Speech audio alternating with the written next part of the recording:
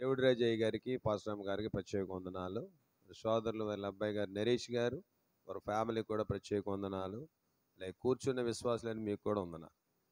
Kakinada meeting వచ్చినప్పుడు కొంతమంది ఉన్నారు, ఇక్కడ ఉన్నారు కదా ఒకరు. ఓకే, మీకు కూడా ప్రైజ్ రేట్. మీ మనవరాలండి ఇద్దరనే? ఎంత? ముగ్గురు మొత్తమే? Okay okay. మరి ఈరోజు రెండవ దినమే కదా, ఇది రెండవ దినం, ఫస్ట్ సెక్షన్ అన్నమాట. ఇంతవరకు ఆత్మారాధనలో మీరు అందరూ కూడా దేవుడిని ఆరాధించారు.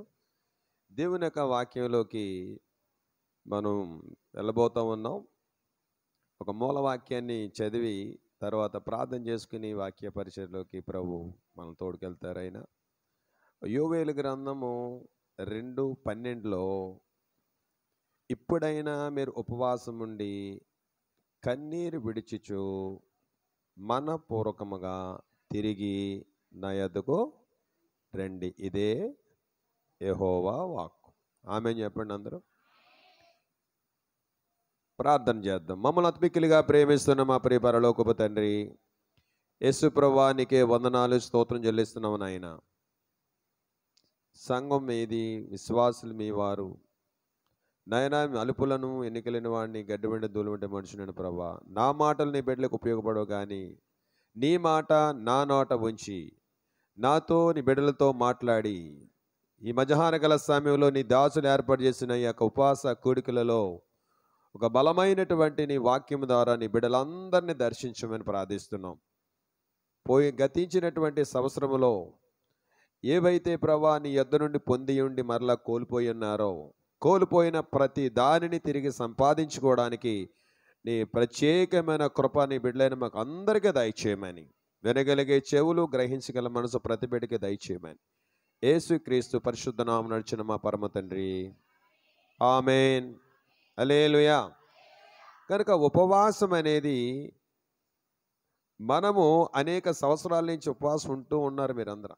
ఉపవాసం ఈరోజే ఉన్నానన్న వాళ్ళు చెయ్యొద్దండి. ఎవరైనా ఉంటే ఈరోజే కొత్తగా ఉపవాసం ఉన్నానండి అన్నవాళ్ళు చెయ్యొద్దండి.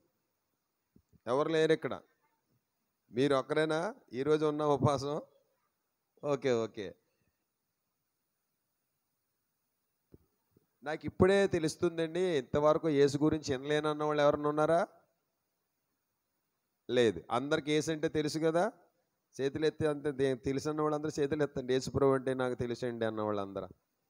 Okay okay. ఎలాగ ఉంటాడు ఆయన? ఎప్పుడైనా చూసారా ఆయన్ని? చూడలేదా? మరి ఎలా ఉంటాడు ఆయన? యేసుప్రభు ఎలా ఉంటాడంటే మాట్లాడరేటండి. ఆయన ఆత్మ స్వరూపి, ఆయన వెలుగై ఉన్నాడు. ఆయన దేవుని స్తోత్రం చెప్పాలి. హల్లెలూయా. సో ఉపవాసం అనేది, యేసుప్రభు ఉన్నారు ఉపవాసం 40 రాత్రులు 40 పగళ్ళు. ఉపవాసం ఎలాగుండాలో ఎలాగ ఉండకూడదో మనకు ఆయన ఒక మోడల్ ఇచ్చి వెళ్ళాడు. ఆయన మానేయటమే ఉపవాసం కాదు, అర్థమవుతుందా? భోజనం మానేయటమే ఉపవాసం కాదండి. దాంతోపాటు మన యొక్క జీవిత విధానాన్ని కూడా ఏం చేయాలి? మార్చుకోవడానికి. ఏ అలవాట్లు అయితే పదే పదే మిమ్మల్ని లోకం వైపు లాగుతున్నాయో అటువంటి అలవాట్లను కూడా ఉపవాసం పెట్టాలి మీరు. దేవుని స్తోత్రం చెప్పాలి. హల్లెలూయా. అందుకనే ఈ యోవేలు ప్రవక్త ఎందుకు మరొక్కసారి ఇజ్రాయేల్ ప్రజలకి వర్తమానం ఇస్తున్నాడంటే, ఏవేవైతే కోల్పోయాయో వాటన్నిటినీ మరలా తిరిగి సంపాదించుకోవడం కోసం మరలా ఏం చేస్తున్నాడు ఆయన?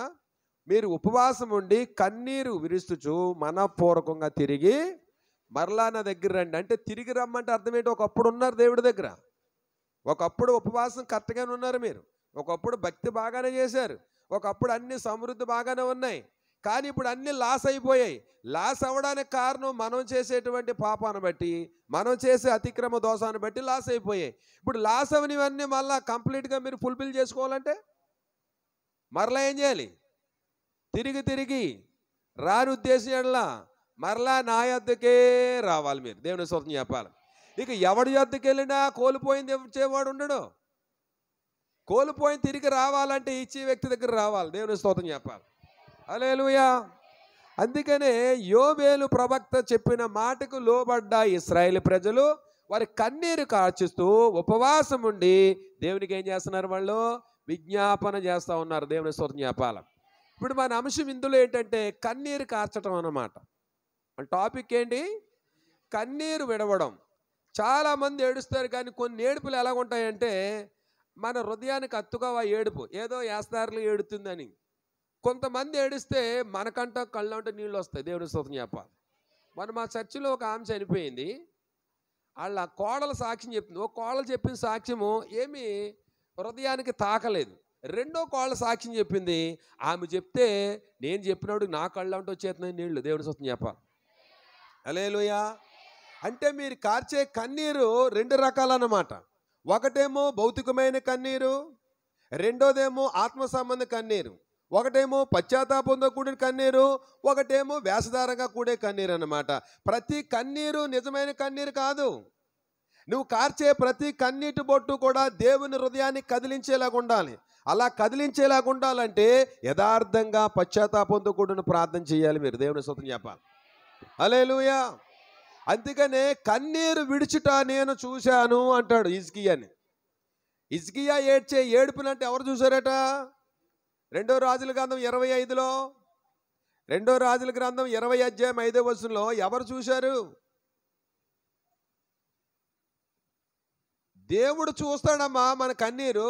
ఆయన చూసే దేవుడు, వినే దేవుడు. అంటే ఆయన చూస్తున్నాడు, వింటున్నాడు. ఏం చూస్తాడు, ఏం వింటాడు, అన్నీ వింటాడు ఆయన. చదవండి వచనం. రెండో రాజుల గ్రంథం 20 అధ్యాయము 5వ వచనం ఏముంది అక్కడ?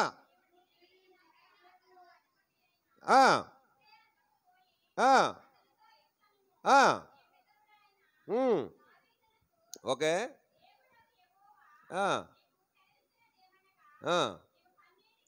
నీవు కన్నీళ్ళు విడుచుట చూసి తిని. దేవుని స్తోత్రం.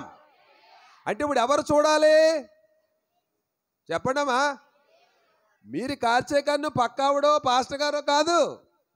ఎవరు చూడాలి? మరి ఎవరు చూస్తే మీకు ఆశీర్వాదం? హల్లెలూయా. దేవుడు చూడాలంటే దేవుడికి నచ్చినట్టుగా ఏడాలి. మీరు సంఘానికి నచ్చినట్టుగా, పాస్టర్ గారికి నచ్చినట్టుగా కాదు, ఎవరికి నచ్చినట్టుగా ఏడాలి. ఎప్పుడు వస్తుందా ఏడుపు? దేవుడికి నచ్చే ఏడుపు. రెండు రకాల ఏడుపులు అని చెప్పాను కదా. 2 కొరింథీ పత్రిక 7 అధ్యాయం 10వ వచనం చదవండి. 2 కొరింథీ పత్రిక 7 అధ్యాయము 10వ వచనం చదవాల. త్వరగా చదవాలి మీరు.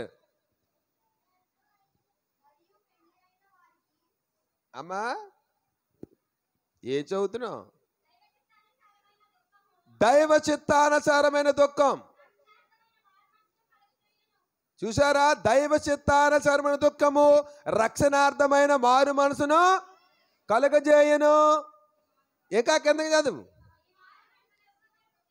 ఈ మారు మనసు దుఃఖమును పుట్టించదు. ఓకే. అయితే లోక సంబంధమైన దుఃఖము మరణమును. స్తోత్రం గడిగా చెప్పండి. మీరు అందరు ఎక్కడ ఉన్నారా లేదా? ఎలర్ట్గా ఉండండి. ప్రశ్నలు నేస్తా ఉంటాను, నీకు సమాధానం చెప్పాలి. ఇప్పుడు చెప్పండి, ఎన్ని రకాల ఏడుపులో? ఎన్ని రకాల ఏడుపులు? ఒక ఏడుపు ఏంటి? ఒక ఏడుపు ఏంటంటే అలా చూస్తున్నారేంటి? చదివారు కదా ఇప్పుడు. దైవ చిత్తానుసారమైన దుఃఖం ఏం తీసుకొస్తుంది? మారు మనసమ్మా. అదే శరీరానుసారం దుఃఖం మరణాన్ని. ఇప్పుడు మనం మరణించడానికి ఏడుతున్నామా, బ్రతకడానికి ఏడుతున్నామా? బ్రతికించే ఏడుపా మంది, చచ్చిపోయే ఏడుపా? మరి చాలా మంది చచ్చిపోయినప్పుడు ఏడుతారు కదా. హలో, చాలా మంది చనిపోయినప్పుడు ఏడరా? మరి నువ్వు బతుకుండగా ఎందుకు ఏడుతున్నావు? నువ్వు బ్రతుకుండగా ఏడ్చే ఏడుపు ఎందుకు ఏడుతున్నారు? చచ్చిపోయినప్పుడు ఎవడని ఏడుతాడు. సావకుండా ఏడుతున్నావు అంటే అర్థం ఏంటి? రేపొద్దున్న నువ్వు ఏడ్చే ఏడుపుకి ఆయన చూడాలి కదా ఎవరైనా. ఏదో సామెత చెప్తారు కదా, సామెత. భర్త కొట్టిన దెబ్బలకి ఏడలేదంటే ఈవిడ, మరి ఎవలో అంటే ఏడిసిందంట. దేవుని స్తోత్రం చెప్పాలి. హల్లెలూయా. ఈరోజు దైవ చిత్తానుసారమైన దుఃఖం రక్షణార్థమైన మారు మనసు. అంటే నీకు మారు మనసు కలిగజేసే దుఃఖము దేవుడు చూస్తాడు. ఆమేన్ చెప్పాలి అందరూ. హల్లెలూయా. ఈరోజు దేవుణ్ణి కదిలించాలంటే నువ్వు కార్చే కన్నీరు మామూలు కన్నీరు అవదది.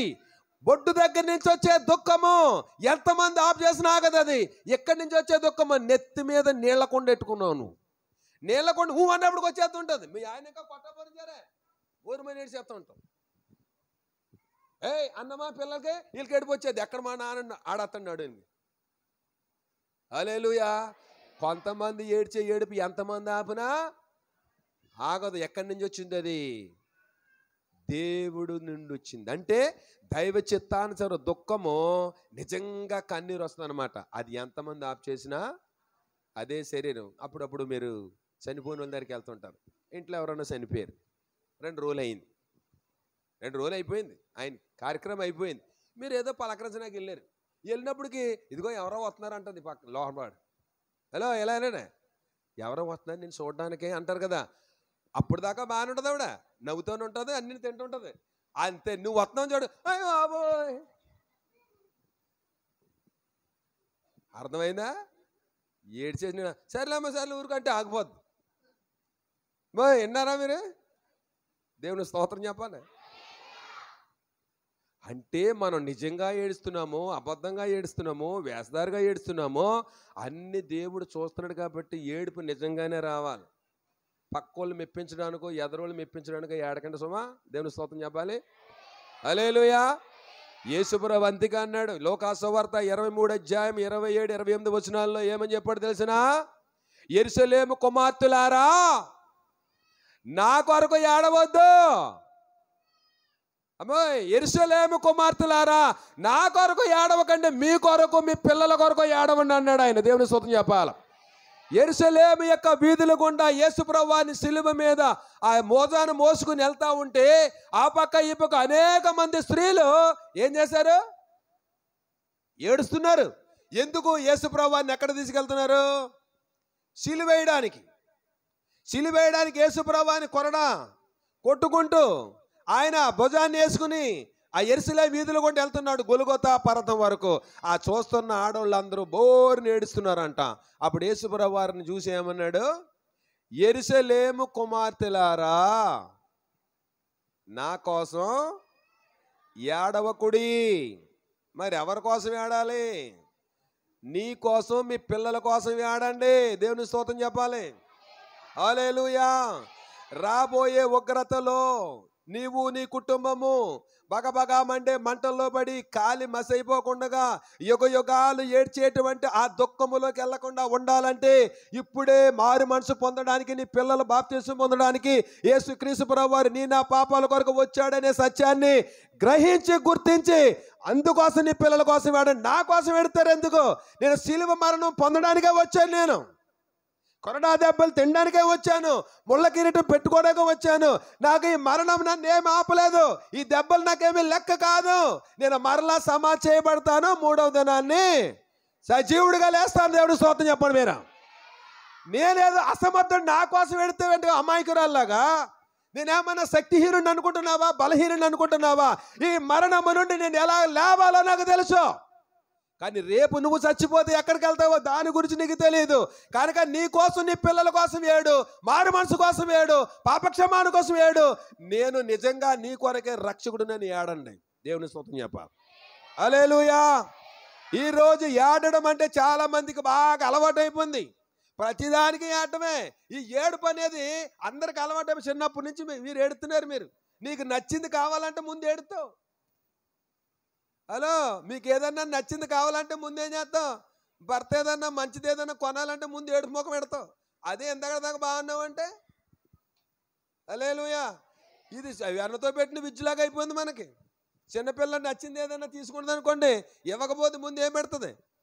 ఏడుపు ద్వారా అమ్మ బావని ఏం చేస్తారు? మీరు తన వైపుకి ఆకర్షణ చేసుకుంటారు. మీరు జస్ట్ ఏడగాని ఎవడైనా మారిపోతాడు కదండి, మనసు కరిగిపోద్ది. దేవుని స్తోత్రం చెప్పాలి. అయితే మన దేవుడు నిజంగా ఏడుస్తున్నావా, వట్టొట్నే ఏడుస్తున్నావా, పశ్చాత్తాపం ఏడుస్తున్నావా, వేస్తారికి ఏడుస్తున్నావా చూసి దేవుడి దగ్గర మాత్రం నాటకాలు పనిచేయి. హల్లెలూయా. దేవుని స్తోత్రం చెప్పాలి మీరు. హల్లెలూయా. కన్నీరేలమ్మా కరుణించే దేవుడు పడకమ్మా.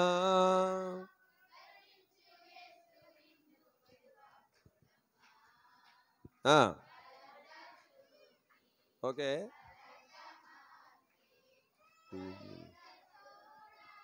హల్లెలూయా. కన్నీరేలమ్మా నీకు ఎందుకు ఏడుస్తున్నావు? నీ కన్నీరు తుడిచే దేవుడు నీకున్నాడు. నీ కలతలు బాపే దేవుడు నీకున్నాడు. నీకు ఆ దేవుడు ఉన్నాడనే సంగతి నీకు తెలకేడుస్తున్నావు నువ్వు. హల్లెలూయా. అందుకనే దైవ చిత్తానుసారంగా ఏడడం అంటే నీకు పశ్చాత్తాపం వస్తేనే మారు మనసు వచ్చినట్టు. పశ్చాత్తాపము మించిన ప్రాయశ్చిత్తం లేదు. దేవుని స్తుతి చెప్పాలి. ఈరోజు ప్రతి మానవుడు దేవుడి నుండి మేలు పొందాలంటే ఏం పొందాలి? ఇప్పుడు మీరు నిజంగా దైవ చిత్తానుసారంగా దుఃఖం సలపాలి. అనగా నువ్వు చేసేటువంటి పాపాన్ని బట్టి, నువ్వు చేసే అతిక్రమ దోషాల బట్టి యేసుక్రీస్తు ప్రభువారు నిన్ను చూసి ఎంత వేదన పడుతున్నాడో, ఎంత దుఃఖపడుతున్నాడో ఆయనను మెప్పించాలంటే మీరు నిజంగా నీ పాపాన్ని ఒప్పుకుని నువ్వేం చేయాలి? విడిచిపెట్టి ఏడుపు ఏడాలి. దేవుని స్తుతి చెప్పాలి మీరు. హల్లెలూయా. ఏడ్చే ఏడుపు దేవుడు చూచాడంటే నీకు తప్పగా నీ మొర్ర ఆలకించాడని అర్థం. దానికి సమాధానం తప్పకుండా ఇస్తాడు ఆయన. దేవుని స్తుతి చెప్పాలి.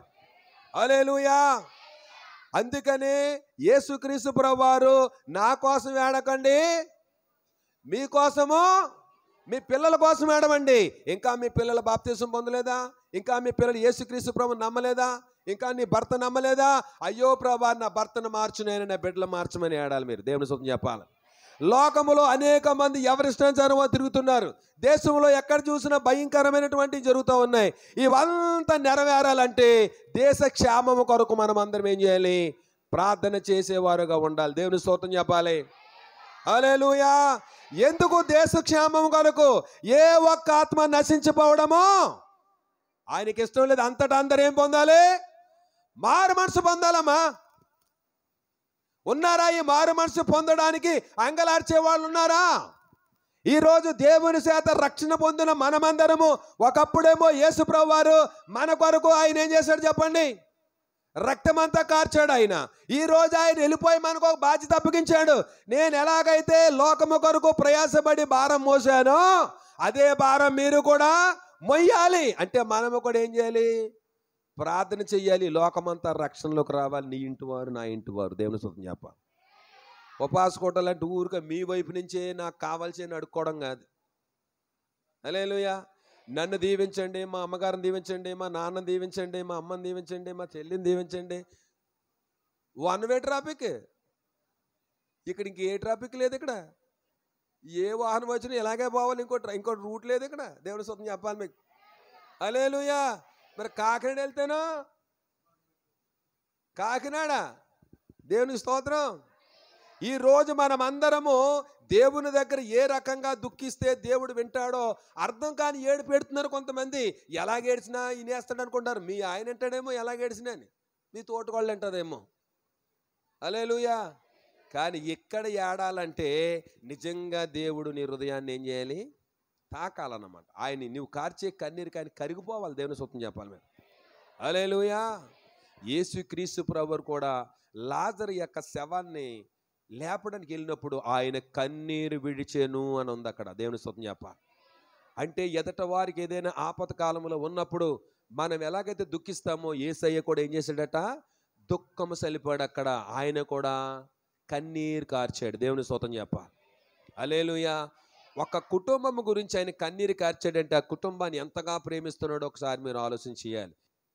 దేవుని ప్రేమిస్తున్న మీ అందరూ దేవునికి వ్యతిరేకమైనది ఏదైనా చేసినప్పుడు ఆయన ముందు నిలబడడానికి మీకు అర్హత లేనప్పుడు, దేవా నా పాపాన్ని ఏం చేయాలి? క్షమించిన ఆయన, నా దోషాన్ని ఏం చేయాలి? క్షమించిన ఆయనని పశ్చాత్తాపడితే దేవుడు కరుణామయుడు, దయామయుడు కనుక నీ కన్నీటి బాష్పాన్ని ఏం చేస్తాడు? ఆయన తుడిచివేసి, అమ్మా ఎందుకు ఏడుస్తున్నావు, నీ ఏడుపు దేనికోసం అని అడుగుతాడు. దేవుని స్తోత్రం చెప్పాలి. యోహాను సువార్త 20వ అధ్యాయము 15వ వచనం మీరు చదివితే, యోహాను సువార్త 20వ అధ్యాయము 15వ వచనంలో అక్కడ ఒక తల్లి ఏడుస్తూ ఉంది. యేసు అమ్మా ఎందుకు ఏడుస్తున్నావు, ఎవరిని వెతుకుచున్నావు అని ఆమెను అడగగా ఆమె ఆయనతో తోటమాలనుకొని, అయ్యా నీవు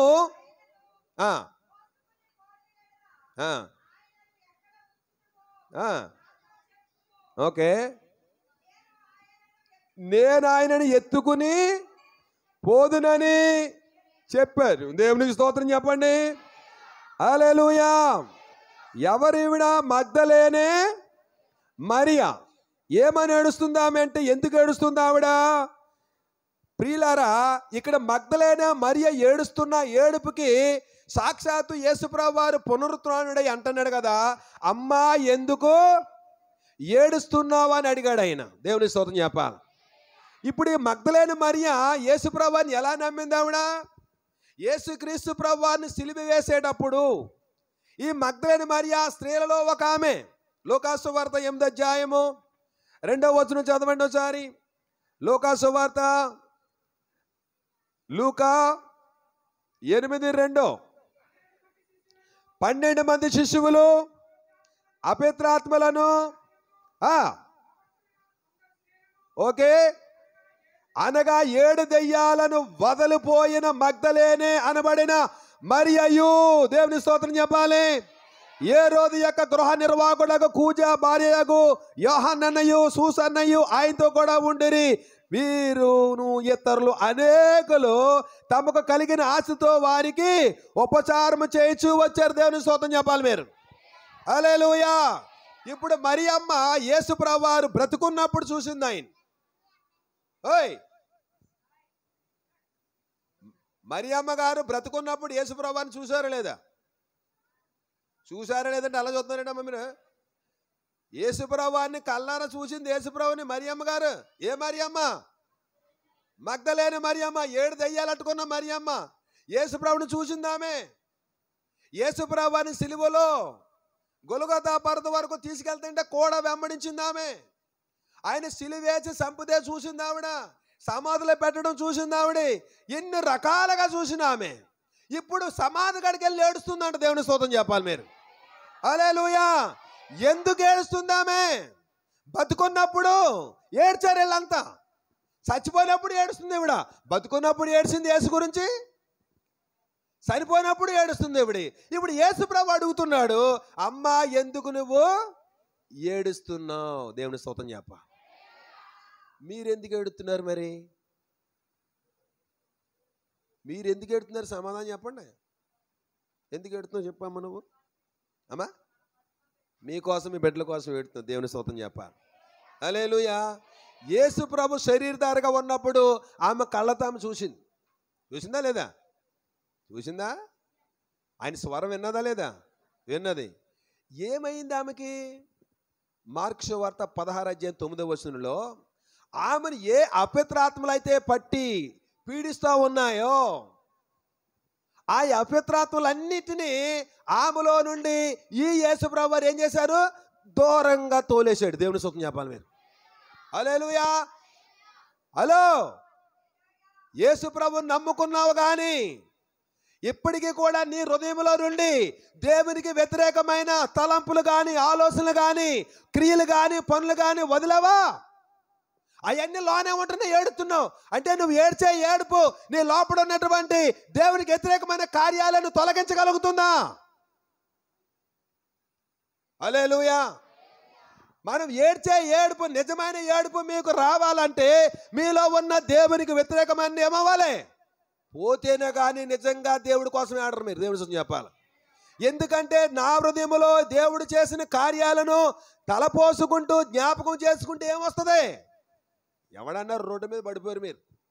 రోడ్డు మీద పడిపోతే ఎవడ మిమ్మల్ని తీసుకెళ్ళినాక హాస్పిటల్కి తీసుకెళ్ళినాక అవలేడు. ఎవడో దారం అంట పోయినాడు వచ్చాడు, వచ్చి గబగబా జాలిపడి మీ మీద జాలిపడి 108కి ఫోన్ చేసి తీసుకెళ్ళి ఏం చేశారమ్మా? హాస్పిటల్లో జాయిన్ చేశాడు. ఈలోగా మీ వాళ్ళందరూ ఫోన్ చేశారు, ఈలోగా మీ వాళ్ళందరూ వచ్చాడు. నువ్వు తేరుకున్న తర్వాత ఎవడి మీద ఉంటుంది నీ మైండ్? హల్లెలూయా. చచ్చిపోయేతాను అనుకునే నాకు దిక్కుమొక్కు లేకపోతే దేవుళ్ళలాగా వచ్చేవయ్యా బాబు. నువ్వు నా పాలిట దేవుడు నువ్వు, ఆ దేవుడే నిన్ను పంపుంటాడు. లేకపోతే ఈ పాటికి నేను ఏమవుతును, సరిపోయేదాన్నే.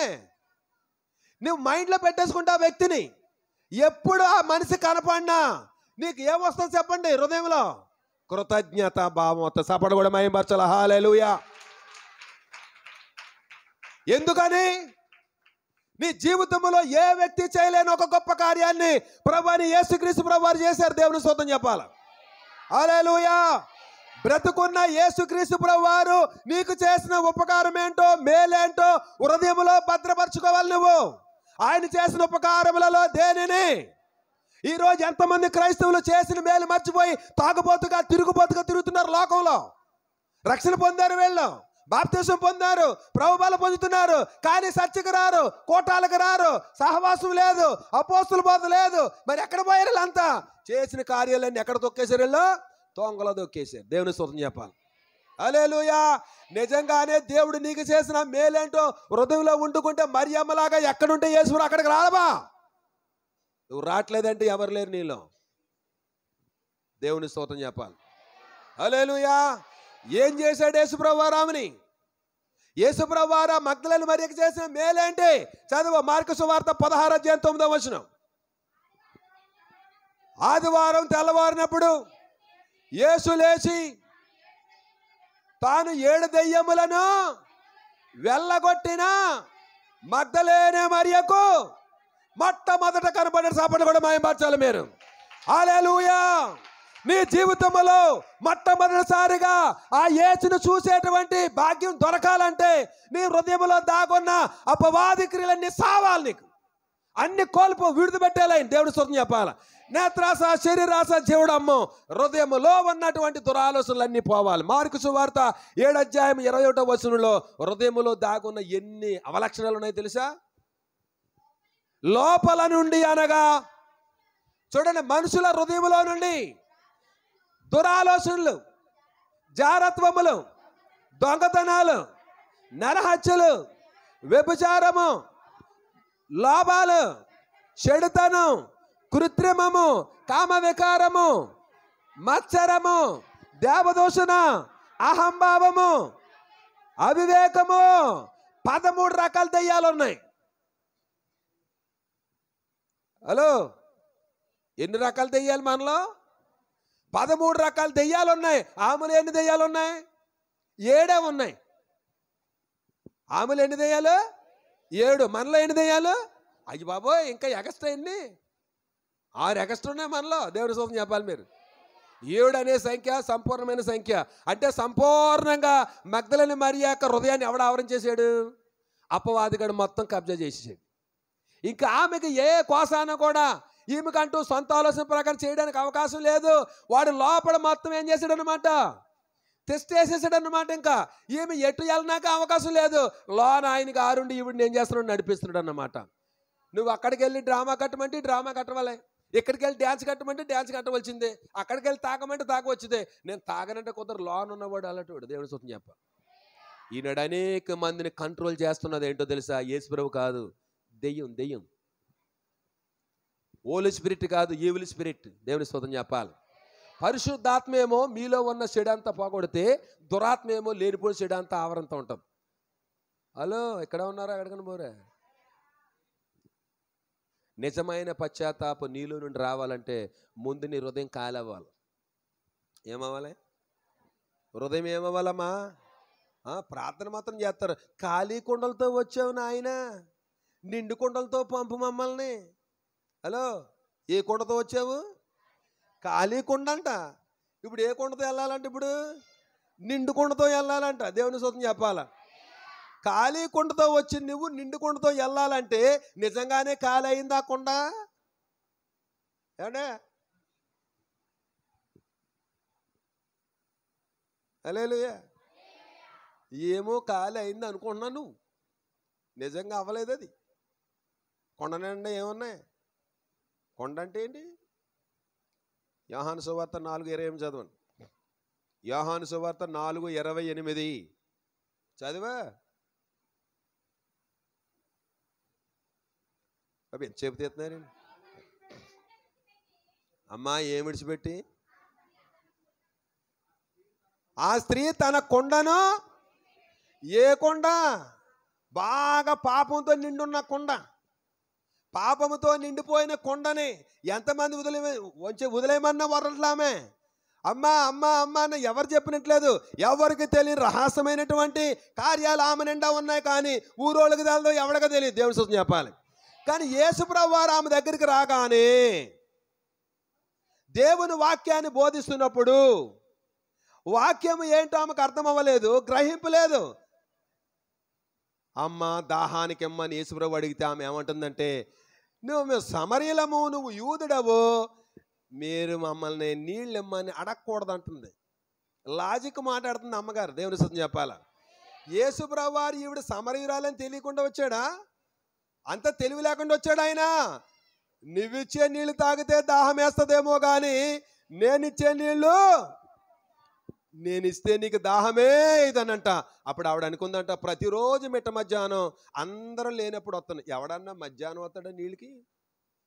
మీరు ఉదయమే తెచ్చుకుంటారు లేదా సాయంత్రం తెచ్చుకుంటారు. ఎప్పుడన్నా కుళాయి ఎత్తి ఎప్పుడు ఎత్తాడు? పొద్దున్నే ఎత్తారు, సాయంత్రం ఎత్తారు. మిట్ట మధ్యాహ్నం ఎత్తాడండి కుళాయి? మిట్ట మధ్యాహ్నం నూతుకాడికి వెళ్తావా బిందెట్టుకుని?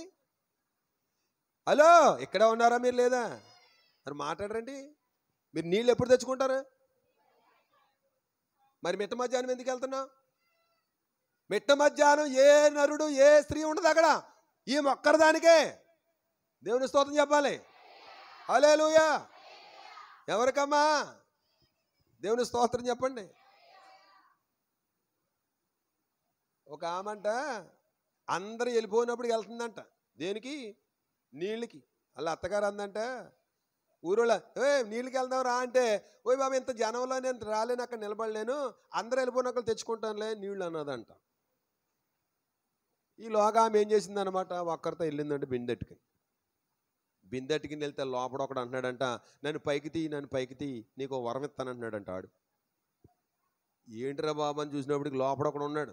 ఆ లోన ఉన్నవాడిని పైకి తీసిందంటే వాడు, ఏం వరం కావాలి నీకంటే, రోజు ఇంత దూరం వచ్చి నేను నీళ్లు మొయ్యలేకపోతున్నాను, రాగు 2 తలకాయలు ఇవి అన్నదంట. 2 తలల అంటే దీని మీద బిందె ఎత్తుకుందామని. ఆ ఇచ్చాను పోనాడంట. దేవుని స్తుతి చెప్పాలి. హల్లెలూయా. ఊరిలోకి వస్తున్నప్పుడు దెయ్యమని అందరూ కర్రలు ఇచ్చుకున్నారంట. ఎందుకంటే మరి ఒక తల ఉంటేనే 2 తలకాయలు వస్తుందండి ఎవరని. ఇదేమో దెయ్యం వచ్చి వేస్తున్నాడు మా ఊరిలో. కానీ దేవుని స్తుతి చెప్పాలి. ఇంకా కర్ర ఇచ్చుకుని అదే కొట్టం కొట్టారంట. హలో, అర్థమవుతుందా? ఈరోజు యేసుక్రీస్తు ప్రభు యొద్దకు వచ్చినటువంటి ఆమెకు యేసు ప్రభు ఎవరో ఆమెకు అర్థం అవ్వట్లేదు. పాపంతో ఉన్నప్పుడు ఆ వచ్చినాడు పరిశుద్ధుడో నీతిమంతుడో నీకేం తెలుస్తుంది? కోడి ఏంట గుడ్డుపై నుండి పొదుగుతుందంట. ఆ లోపడున్న పిల్లతో చెప్తుందంటే తల్లి కోడి, అమ్మ అమ్మ సృష్టి ఎంత అందంగా ఉందో, దేవుడు ఎంత అందమైన సృష్టి చేయడం నోరుమి అందంటే అది లోనున్న కోడి పిల్ల తల్లిని. పావుగంటకు పెంకు పగిలిందంట. పావుగంటకి ఏం పగిలింది? పెంకు పగలగానే అమ్మగారు పైకి వస్తుంది కదా, పైకి వచ్చి చూసిందంట. అచ్చి బాబు ఎంత అందమైన సృష్టి, మా అమ్మగారు చెప్తే నేను ఏం చేయలేదు, నమ్మలేదని చెప్పి లెంపలేసుకుందంట. దేవుని స్తోత్రం చెప్పాలి. పాపమని పెంకి పగలని ఎవడైనా సరే ఏసెవడో తెలియదు ఇడికి. నువ్వు ఇంకా పాపం చేస్తా ఉన్నావంటే క్రీస్తు ఎవడో నీకు తెలదని అర్థం. జస్ట్ డ్రామా కడుతున్నట్టు అన్నమాట. హల్లెలూయా. ఇప్పుడు మగ్దలేని మరియ దేవుణ్ణి స్వరం విన్నది, ఆయన ముఖదర్శనం చేసిందంటే కారణము ఆమెలో దాగున్న పాపాలన్నీ ఏమయ్యాయి? పోయాయి. కాబట్టి చూడగలిగింది, వినగలిగింది. ఈరోజు పాపంతో ఉన్న నీ జీవితంలో యేసుక్రీస్తుని చూసి ఆ సీన్ ఉండదు, పోతేనే ఆయన వస్తాడు. ఎందుకంటే పాపుల మనవి నేను ఆలకించను. మన పాపం ఆయనకి మనకు అడ్డంగా ఉంది. 59 యెషయా గ్రంథం 2వ వచనం. యెషయా గ్రంథం 59:2 త్వరగా చదవండి.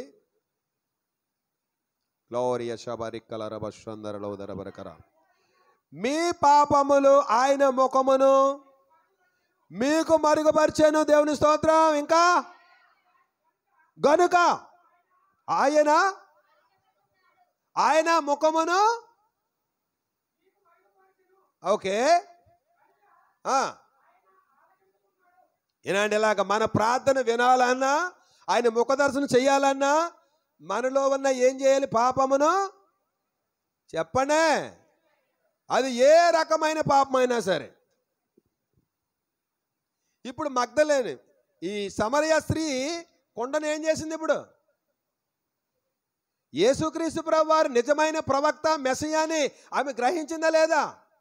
గ్రహింపు శక్తి ఎవరు ఇవ్వాలి? దేవుడు ఇవ్వాలి. నీకు ఏది చెప్తే అది అందరికీ అర్థమవుతుంది. దేవుడు ఇవ్వాలి మనకి గ్రహింపు శక్తి. లేఖనములను గ్రహించే మనసు దేవుడిస్తేనే హృదయం తెరుతుంది మీకు. లేకపోతే మీరు ఎన్ని సంవత్సరాలు రావడం పోవడమే. దేవుని స్తోత్రం చెప్పాలి. హల్లెలూయా. కళ్ళు తెరిపించాలన్న ఆయనే చేయాలి, వాక్యం అర్థం చేయాలని ఆయనే చేయాలి.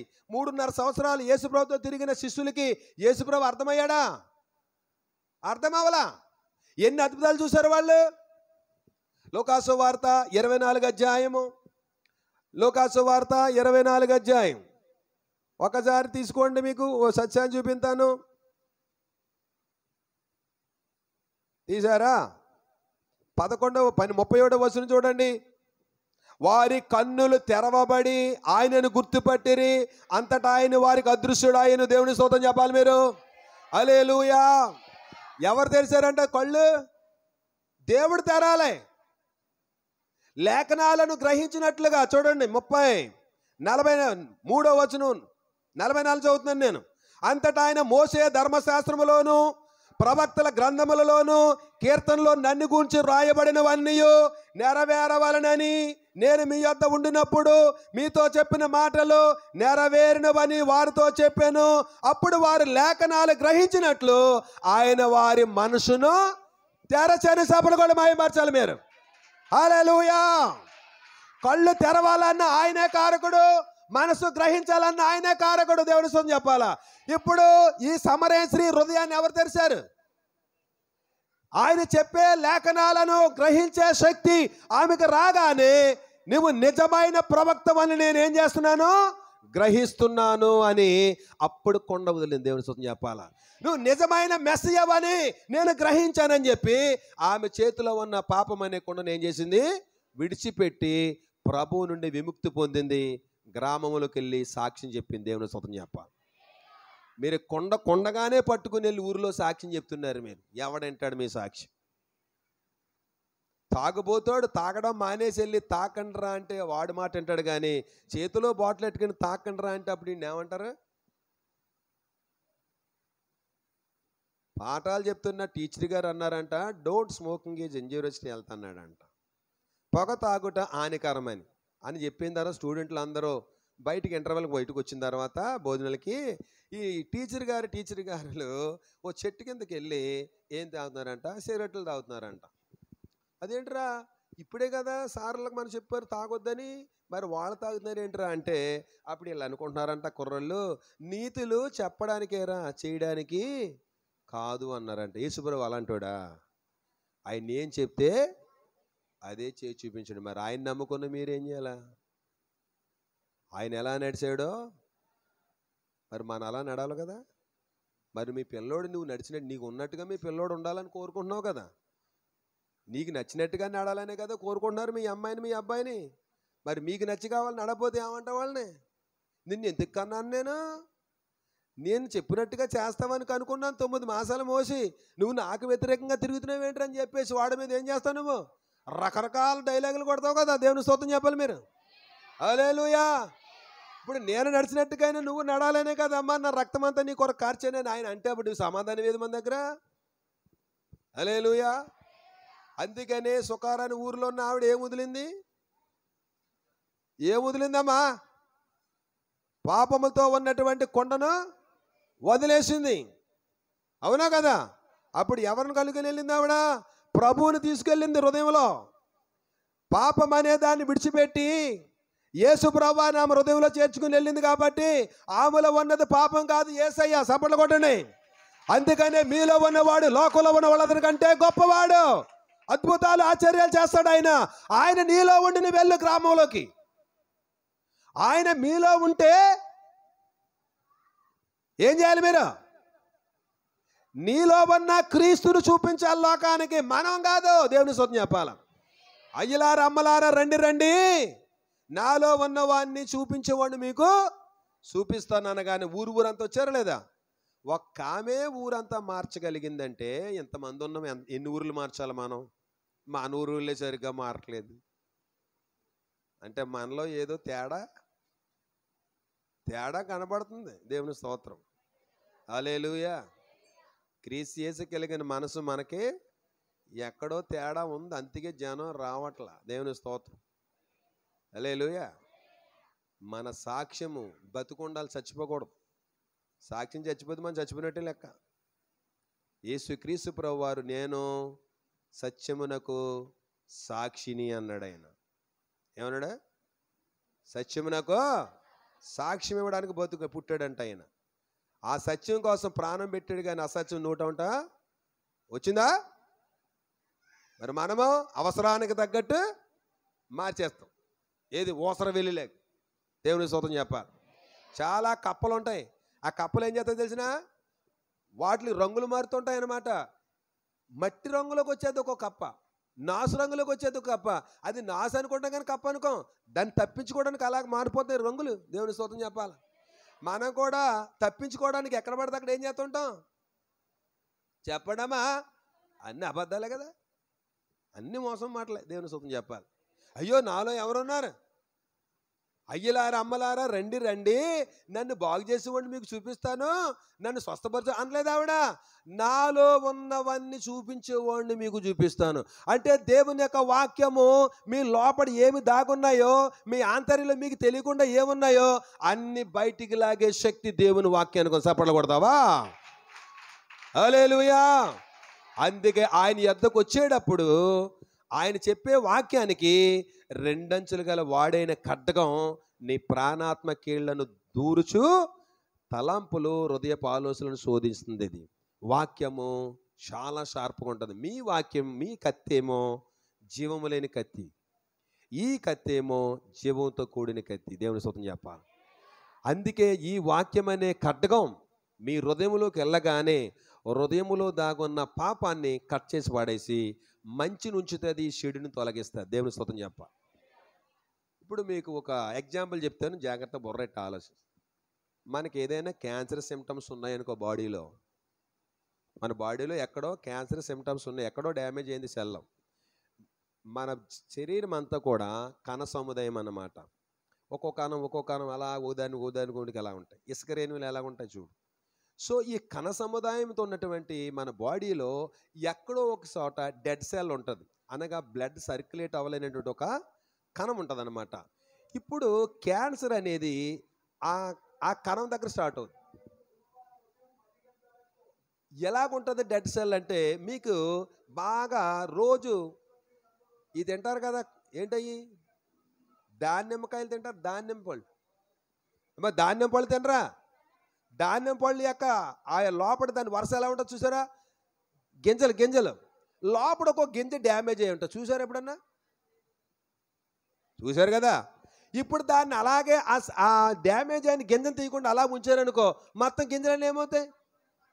సేమ్ మన బాడీలో కూడా డెడ్ సెల్స్ ఎక్కడైతే ఉన్నాయో ఆ డెడ్ సెల్స్ని బట్టి మిగతా సెల్స్ అన్నీ ఏమైపోతాయి? డ్యామేజ్ అయిపోతాయి. అందుకని అలా డ్యామేజ్ అవ్వకుండా ఉండాలంటే ఏం చేయాలి? ఆ సిమ్టమ్స్ కొన్ని కనబడతాయి, మొత్తం సివియర్ అవ్వకుండా, క్రానిక్ డిసీజ్ అవ్వకుండానే క్యాన్సర్ సిమ్టమ్స్ మనలో ఉన్నట్టు కొన్ని లక్షణాలు కనబడతాయి మనకి. ఆ లక్షణాలు గుర్తించి డాక్టర్ గారు మీకు ఏం చేస్తాడనమాట, స్కానింగ్ రిపోర్ట్ చేస్తాడు. వెళ్ళి స్కాన్ చేయించుకురా అమ్మ అంటాడు. స్కాన్ చేసినప్పుడు రేడియేషన్ ద్వారా పంపుతాడు అన్నమాట. రేడియేషన్ వెళ్ళి నీ బాడీలో దూరి ఎక్కడైతే ఏ భాగానైతే డ్యామేజ్ అయిన సెల్ ఉందో, ఎక్కడైతే క్యాన్సర్ సిమ్టమ్స్ స్టార్ట్ అయిందో అక్కడికి వెళ్తుంది. ఏది ఈ రేడియేషన్ పవర్ వెళ్ళి అక్కడ స్కాన్ చేసి అప్పుడు రిపోర్టు ఏం చేద్దనమాట, బయట ఇచ్చేది. ఇదిగో ఇంత పర్సంటేజ్ నీ బాడీలో ఈ సెల్స్ డ్యామేజ్ అవ్వాయి, ఈ క్యాన్సర్ సిమ్టమ్స్ ఈ పరిధిలో ఉంది, 1.2 లేదా 2.3 అని అంటూ అప్పుడు దాన్ని బేస్ చేసుకుని డాక్టర్ గారు మెడిసిన్ ఇస్తారు. దేవుని స్తోత్రం చెప్పాలి. హల్లెలూయా. మిగతా బాడీకి ఏమవుతుంది, అక్కడ లోపల ఎక్కడ డ్యామేజ్ అయిందో దాన్ని గుర్తించడానికి ఈ యొక్క రేడియేషన్ పంపిస్తున్నాడు బాడీలో. ఈరోజు యేసు ప్రభు యొక్క వాక్యం కూడా నిన్ను డ్యామేజ్ చేసే పాపం ఏదైతే ఉందో ఈ ఖడ్గం అనే వాక్యం వెళ్ళి దాన్ని రిమూవ్ చేస్తుంది. మంచిని చెడగొట్టదు, ఇది మంచిని ఉంచుతుంది, చెడుని తీసేస్తుంది. దేవుని స్తోత్రం చెప్పాలి. ఎందుకంటే ఇది సజీవం గల రెండంచుల వాడైన ఖడ్గం. అందుకే వాక్యాన్ని జాగ్రత్తగా వినాలి. వాక్యం విన్నది సాతాను మిమ్మల్ని. దేవుని స్తోత్రం చెప్పాలి. ఏయో మాటలు, ఏయో తలంపులు, అనాలోచనగా కూర్చోవడం, ఏంటేంటో కూర్చుంటాం మనిషివి, మనిషి మాత్రం ఇక్కడ ఉన్నారు. బాడీ ప్రజెంట్, మైండ్ ఆబ్సెంట్ అన్నట్టు ఉంటుంది. దేవుని స్తోత్రం చెప్ప. హల్లెలూయా. ఏకాగ్రతలోకి రానుందన్నమాట. ఇప్పుడు చూడండి, అమ్మా ఎందుకు ఏడుస్తున్నావు అని అనగానే ఆమె ఇచ్చిన సమాధానం చూసారా? ఎందుకు ఏడుస్తుంది ఆవిడ? ఎందుకు ఏడుస్తుందో యేసుప్రభు తెలీదా? ఇప్పుడు ఈ మరియమ్మ ఎవరో యేసయ్యకి తెలుసా తెలీదా? ఆల్రెడీ మరియమ్మకి యేసుప్రభు ఏం చేశాడు? 7 దెయ్యాల నామల నుండి వెళ్ళగొట్టాడు.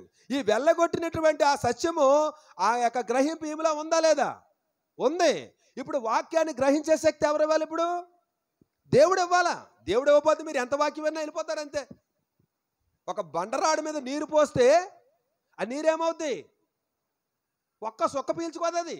అదే స్పాంజ్ మీద వేయండి, ఎంత వాటర్ పీల్చుకోవాలో అంత వాటర్ పీల్చుకుంటుంది. అంటే దాని అర్థం ఏంటి? మెత్తని మనసు గలవారుగా మీరుంటే, విరిగి నలిగిన హృదయం మీలో ఉంటే దేవుని వాక్యాన్ని అబ్జర్వ్ చేసుకుంటుంది. అదే రాతి స్వభావం మీలో ఉంటే ఒక్క మాట కూడా మీలోకి వెళ్తుంది. దేవుని స్తోత్రం చెప్పాలి. పైనుంచి వర్షం పడుతుందంట, రాతి మీద పడ్డదంట, స్పాంజ్ మీద పడ్డదంట. వర్షం ఆగిపోయిన తర్వాత ఈ స్పాంజిని పట్టుకుని ఇలా పిండగానే ఎంత వర్షం తాగింది అంతా కక్కిందంట. రాయి అంటుందంట, దేవుడా నీకేమన్నా జ్ఞానం ఉందా? అది అంత నీరు తాగింది, నాకు ఒక చుక్క కూడా నీరు తాకుండా చేసేవేంటి అని ఈ రాయి దేవుని తిడుతుందంట. ఎందుకు? ఒక్క చుక్క పీల్చుకోవడానికి. నీ స్వభావమే ఏదమ్మా, ఆ స్వభావం వేరు, నీ స్వభావం వేరు. నువ్వు కూడా అలాంటి స్వభావం ఉంటే నువ్వు కూడా పీల్చుకుంటావు కదా. వాక్యం చెప్తున్నప్పుడు నీ హృదయం కఠినం చేసేది ఎవరంటే సైతాన్. నీలో పాపం ఉంది, ఈ వాక్యం చెప్తుంది తీసుకోమని. వద్దు పాస్టర్ గారు అలా చెప్తారు, డైవర్ట్ చేయి, ఆ పక్క ఆమెకు తోసే, నేను బాగానే ఉన్నాను, ఆవిడే బుద్ధులు తిడుతుంటుంది, నీకే వాక్యం వచ్చింది అంటావు. నీలో ఏముంటుకున్నా? వాక్యము అందరి కొరకు. దేవుని స్తోత్రం చెప్ప. అందరిని ఏం చేస్తుంది? ఇది పరీక్షిస్తుంది, పరిశోధిస్తుంది. పరిశోధించేటువంటి దేవుని వాక్యము మరియమ్మలో ఉన్న 7 దెయ్యాలను వెళ్ళగొట్టాడు. ఇప్పుడైతే 7 దెయ్యాలు ఉన్నప్పుడు ఎంత మానసిక శోభం ఆ మనిషికి. స్వతంత్రత లేదా ఆమెకి. వ్యక్తిగతంగా ఏం చేయాలన్నా చేయడానికి అవకాశం లేదు. లోనున్నవాడు కంట్రోల్ చేస్తున్నాడు ఆ మనిషిని. ఈ యుగ సంబంధమైన దేవత 2 కొరింథీ 4:4 ప్రకారంగా ఈ యుగ సంబంధమైన దేవత అవిశ్వాసులైన వారి మనోనేత్రానికి, దేవుని స్తోత్రం చెప్పాలా. మనకి ఎన్ని నేత్రాలు ఉన్నాయి? మనకి ఎన్ని నేత్రాలు ఉన్నాయమ్మా? 2 కిటకట తలుపులు, కిటార తలుపులు. ఎప్పుడు మూసినా చప్పుడు కావి ఈ కళ్ళు. దేవుని స్తోత్రం చెప్పాలి. ఇది ఎంతసేపు పాపాన్ని చూసే కళ్ళు, ఇవి లోకాన్ని చూసే కళ్ళు, ఇవి దేవుడు చూసే కళ్ళు కాదు ఇవి. దేవుని స్తోత్రం. ఈ కళ్ళు ఏమవ్వాలి? పొరలు రాలాలి. మనోనేత్రం తెరబడితే యేసే దేవుడు అంటారు మీరు. దేవుని స్తోత్రం చెప్పాలి మీరు. హల్లెలూయా. అందుకే అపోస్తుల కార్యము 9:18లో సౌలు అనేటువంటి ఒక మత సాంతస్యవాది అయినటువంటి ఆ సౌలు గారు మా మతమే గొప్పదని అనుకున్నప్పుడు, యేసుక్రీస్తు నమ్మిన వారందరిని హింసించాలని అతను టార్గెట్ పెట్టుకున్నప్పుడు దమస్కులో వెళ్తున్నప్పుడు అక్కడ ఏం జరిగిందంటే అకస్మాత్తుగా ఒక వెలుగు వచ్చి ఆయన కొట్టింది. కొట్టగానే 3 దినాలు ఏం కనపడలేదు ఆయనకి. బాహ్య నేత్రాలు కనపడలేదు. యోధావాని ఏంటో ప్రార్థన చేయటం మొదలుపెట్టాడు. దేవుని స్తోత్రం చెప్పాలి. హల్లెలూయా. 3 దినాలు ఉపవాసం ఉండిపోయాడు ఆయన. 3 దినాల ఉపవాస ప్రార్థన ద్వారా ఏ హృదయంలోనైతే దేవునికి వ్యతిరేకమైన కార్యాలు ఉన్నాయో, ఏ మత సాందసవాదముతో ఆ యొక్క ప్రజలను హింసించాలని టార్గెట్ పెట్టుకున్నాడో, ఇప్పుడు అతనిలో ఉన్నవన్నీ ఏమైపోయాయి? 3 రోజుల ఉపవాస ప్రార్థన తర్వాత కళ్ళల్లో ఉన్న పొరల వంటివి రాలగా. ఆ 18 వచనంలో మీరు చూస్తే ఏమి రాలాయి? కళ్ళల్లో ఉండి ఏమి రాలాయి? పొరల వంటివి రాలాయి. ఏ పొరలవి? ఏ పొరలమ్మా? పాపం అనే పొరలు అవ్వచ్చు, మతం అనే పొరలు అవ్వచ్చు, దేవునికి వ్యతిరేకముగా ఉండేటువంటి ఆ కార్యాలు ఏవైనా అవ్వచ్చు, అతని స్వార్థం అవ్వచ్చు. దేవుని స్తుతి చెప్పాలి. యూదా మతము కంటే గొప్పదా ఈ మతాన్ని కోకట వేళ్లతో పెకలించాలని అతను ఒక టార్గెట్ పెట్టుకున్నాడు. ఆయన ధర్మశాస్త్రం కంటే గొప్పదా? ఈరోజు అతనిలో ఉండేటువంటి క్వాలిటీస్ ఏంటన్నమాట. నేను గమాలియేలు దగ్గర విద్యను అభ్యసించాను, ధర్మశాస్త్ర పండితుడిని, యూదా మతములో నిష్టగల తెగకు చెందిన వాడిని, బెన్యామీను గోత్రకుడిని, సన్హెద్రిన్ సభలో ఒక మెంబర్ని. ఇన్ని రకాల గుడ్ క్వాలిటీస్ ఉన్న నా మతం కంటే గొప్పదా ఈ మతం అని అతను బయలుదేరినప్పుడు దేవుడు దర్శించగానే ఏ పొరలు రాలే? ఈ భౌతికమైన పొరలు రాలిపోయాయి. దేవుని స్తుతి చెప్ప. పొరలు రాలిన వెంటనే మార్పు ఎలాగొస్తో తెలుసా? నిజంగా దేవుడు మిమ్మల్ని దర్శించి ఆయన వాక్యం ద్వారా మీరు మారిస్తే మీ భౌతికమైన వాటిని చూసి మురిసిపోతున్నారు మీరు. వాటన్నిటిని దేవుడి కొరకు పెంటతో ఎంచుకుంటారు. దేవుని స్తోత్రం చెప్పాలా. హల్లెలూయా. పొరల వంటివి రాలగానే ఏం చేశాడు ఆయన? అప్పుడు దాకా యేసుక్రీస్తుకు వ్యతిరేకంగా ఉన్నవాడు లేచి దృష్టి పొంది బాప్తిసం పొంది యేసే దేవుడని ప్రకటిస్తున్నాడు. స్తోత్రం చెప్పాలి మీరు. హల్లెలూయా. అందుకే ఎఫెసీ పత్రిక 3:3లో ఆయన చెప్తున్న మాట, క్రీస్తు యొక్క మర్మం దేవ దర్శనం వల్ల నేనేం చేశాను? పొందాడట. దేవుడు దర్శనం వల్ల క్రీస్తు ఒక మిస్టరీ ఆఫ్ జీసస్ క్రైస్ట్, ఈయన ఒక మర్మం. యేసు అంటే ఎవరు? ఒక మర్మం. మర్మం అనేది అంత ఎవరు పడితే వాళ్ళకి దాన్ని డెలిబరేట్ చేయరు. ఎవరి ద్వారా బయలుపరచాలి మర్మం? సాక్షాత్తు దేవుడే ఆ మర్మాన్ని బయలుపరచాలి. దేవుని స్తోత్రం చెప్పాలి. ఇప్పుడు ఏం చెప్తున్నాడు ఇప్పుడు ఈయన? చదవండి 3:3. ఎట్లనగా క్రీస్తు మర్మము దేవదర్శనం వలన ఏం చేయబడ్డది? దేవునికి స్తోత్రం చెప్పాలి. క్రీస్తు మర్మము దేవదర్శనం వలన నాకు తెలియపరచబడ్డది. ఆ సంగతిని గూర్చి మునుపు సంక్షేపముగా. హల్లెలూయా. ఇప్పుడు దర్శనం వచ్చింది, యేసెవరో మీకు అర్థమైంది. అప్పుడు మీకున్న లాభకరమైన ఏంటి? నేను డిగ్రీ చదివాను, నేను ఎంటెక్ చదివాను, నాకు ఎకరం చేను ఉంది, నాకు 7 అంతస్తుల బిల్డింగ్ ఉంది, నాకు బ్యాంక్ బ్యాలెన్స్ ఉంది, నాకు వెండి బంగారాలు ఉన్నాయి, అయ్యోమే హీరో అన్నట్టుగా ఉన్న నీకు లాభమైనవి ఇవన్నీ ప్రభు కోసం ఏం చేస్తారు? పెంటతో ఎంచుకుంటారు. దేవుని స్తుతి చెప్ప. ఫిలిప్పీ 3:7. ఫిలిప్పీ పత్రిక 3:7 త్వరగా చదవాలి. అయినను ఏవేవి నాకు లాభకరమైనవో వాటిని క్రీస్తు నిమిత్తము ఎలాగా నష్టముగా ఎంచుకున్నాను. ఇంకా నిశ్చయముగా నా ప్రభువైన యేసుక్రీస్తుని గూర్చి అతి శ్రేష్టమైన జ్ఞానము నిమిత్తము సమస్తాన్ని నష్టముగా ఎంచుకున్నాను. పెంటతో సమానంగా కూడా ఎంచాడు. దేవుని స్తోత్రం చెప్పాలి.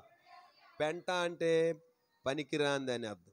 అంటే తనకున్న గుడ్ క్వాలిటీస్, భౌతికమైనటువంటి ఈ లక్షణాలన్నీ కూడా దేవుడి జ్ఞానము ముందు పనికిరానివని ఒప్పుకుని ధర్మశాస్త్రమైన నీతిని గాక దేవుని నీతిని సంపాదించుకోవడానికి నా అన్ని వదిలేసాక స్వప్నలు కూడా మీరు. హల్లెలూయా.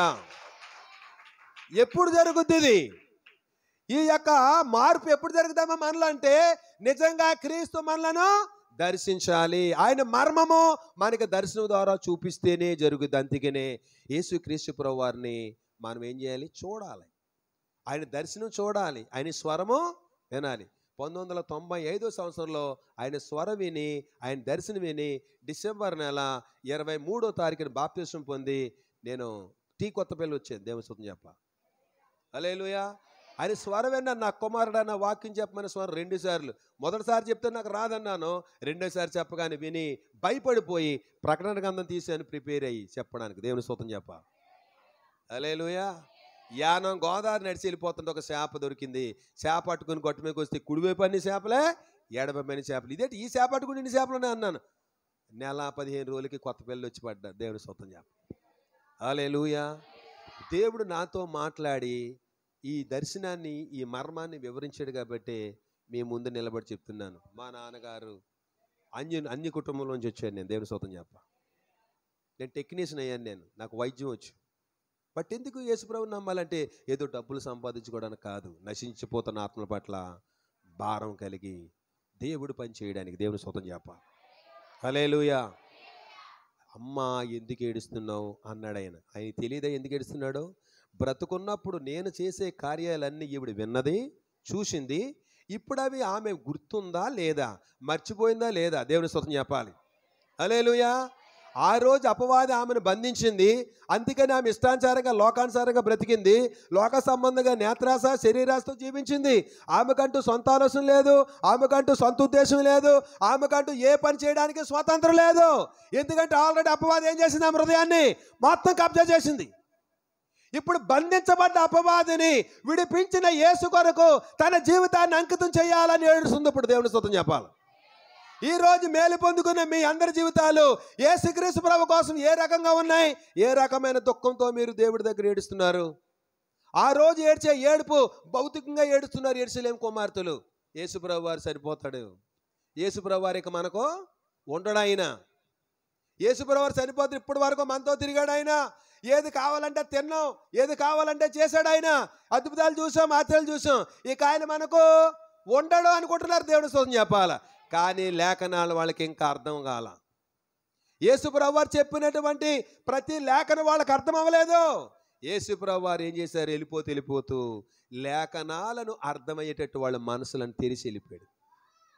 ఈరోజు నా ప్రియ దేవుని బిడ్డలారా, దేవుడు వాక్యము మీకు అర్థం అవ్వాలంటే, నాయనా వాక్యాన్ని అర్థం చేసుకునే మనసు నాకు దయచేయమని కన్నీరు కార్చండి. యేసుక్రీస్తు ప్రభువు వారు ఎవరో, ఎందుకు వచ్చారో నీకు అర్థం చేయమని ఆడండి దేవుడి దగ్గర. దేవుని స్తోత్రం చెప్పాలి. ఆయన అసమర్థుడు కాదు, బలహీనుడు కాదు. ఏదో భుజం మీద సిలువ పట్టుకుని మోసేస్తున్నాడు ఆయన, అలా కొడతంటే కొట్టించుకున్నాడు కాబట్టి ఈయన ఏమి చేయలేని అసమర్థుడు అనుకోకండి. ఆయన అలా చేయకపోతే మనకు విమోచన లేదు. చూడండి 2 కొరింథీ పత్రిక 2 కొరింథీ 5:21 చదవండి. 2 కొరింథీ పత్రిక 5:21. ఎందుకనగా మనం ఆయన యందు దేవుని నీతి తగినట్లు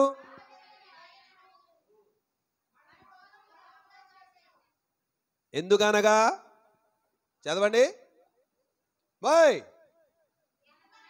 ఎందుకనగా మనం ఆయన యందు దేవుని నీతి తగినట్లు పాపం ఎరగని ఆయనను మన కోసం పాపంగా చేశాడు. చెప్పడం కూడా మహిమపరచాలా. హల్లెలూయా. అంటే సిలువ మరణమును తప్పించుకోలేనటువంటి పరిస్థితి ఉంది ఆయనకి. కొట్టించుకోకుండా ఆపుకునే శక్తి లేదా? నీ కోసం నా కోసం కొట్టించుకున్నాడు ఆయన. మిమ్మల్ని మాట అడుగుతాను, మీకు ఒక బిడ్డ కావాలి, ఒక అమ్మాయి అబ్బాయి కావాలి మీకు, అవునా? దేవుడా నాకు ఒక పాపని నాయన, ఒక బాబుని అడుగుతున్నారు మీరు. దేవుడు మీకు గర్భం తెరిచాడు అంటే ఒక బిడ్డనిచ్చాడు. ఇప్పుడు గర్భం తెరవబడ్డటువంటి మీరు ఎన్ని మాసాలు మొయ్యాలి ఆ బిడ్డని? ఒక 9 months, 9 మాసాలు మొయ్యాలి. 9 మాసాలు మోసిన తర్వాత డాక్టర్ అమ్మంటది, ప్రీ డెలివరీ అయ్యే సీన్ లేదమ్మా నీకు ఏంటి, కాబట్టి మీకు ఆపరేషన్ చేస్తేనే కానీ బిడ్డ వచ్చే పరిస్థితి లేదంటే మీరు ఏమంటారు? అయ్య బాబాయ్ బిడ్డ ముఖ్యమమ్మా నాకు, నేను ఎలాగొన్నా పర్వాలేదు అంటారు. మీరు సంతకం పెట్టించుకుంటాడు మీ దగ్గర, మీ ఆయన గారి దగ్గర, మీ దగ్గర. అప్పుడు ఏం చేస్తాడు ఆయన? థియేటర్ తీసుకెళ్ళి మంచిగా ఉన్న మీ యొక్క వస్తాడా లేదా? చాలా నైస్గా ఉంది కదా మీది శరీరం, ఇప్పుడు ఏమైపోయింది? ఇప్పుడు కొయ్యిగానే గాయం అయిపోయింది. గాయం ఎన్నాళ్ళు పడుతుంది మా అన్నకే? ఓ నెల ఎట్టుకోండి, 2 నెలలు ఎట్టుకోండి. పెద్ద ఆపరేషన్ అయితే సంవత్సరం దాకా నువ్వు అయిపోయి నీ బిడ్డ కోసం నీ బాధను భరిస్తావు అంటావు, పక్కన ఉన్న బిడ్డను చూసి మురిసిపోతావు అంటావు. కానీ ఒరే నీ కొరకు నేను ఎలా కోయించుకున్నాను రా అని అంటావా? దేవుని స్తోత్రం చెప్పాలి. హల్లెలూయా. అవునా కదా? అంటే ఒక మంచి బిడ్డను నువ్వు చూడాలనుకుంటేనే నువ్వు గాయపరచబడ్డావు కదా. మరి నీ కోసం నా కోసం ఆయన గాయమయ్యాడంటే నువ్వు నేను ఆయన సారిపులకు రావాలని స్తోత్రం చెప్పాలి మీరు. హల్లెలూయా. అందుకనే ఈ క్రీస్తు యేసు కలిగిన మనసు మీరును కలుగు ఉన్నట్లుగా ఏడవండి. మీ ఏడ్చే ఏడుపు క్రీస్తు సారిపులోనికి వచ్చేలాగా ఏడలే తప్ప నాకు అది కావాలి, నాకు ఇది కావాలని లోకానుసారమైన వాటి కోసం ఏడకండి. అవి అడగకుండానే వస్తాయి. మీకు ఏది కావాలో మీ పరలోక తండ్రికి ముందే తెలుసు. హల్లెలూయా. కనుక దేవుడు నీ తగినట్లుగా యేసయ్య మన కోసం శ్రమపడ్డాడు. ఈరోజు ఒక మంచి బిడ్డను పొందడానికి మీరు గాయపరచబడ్డారు.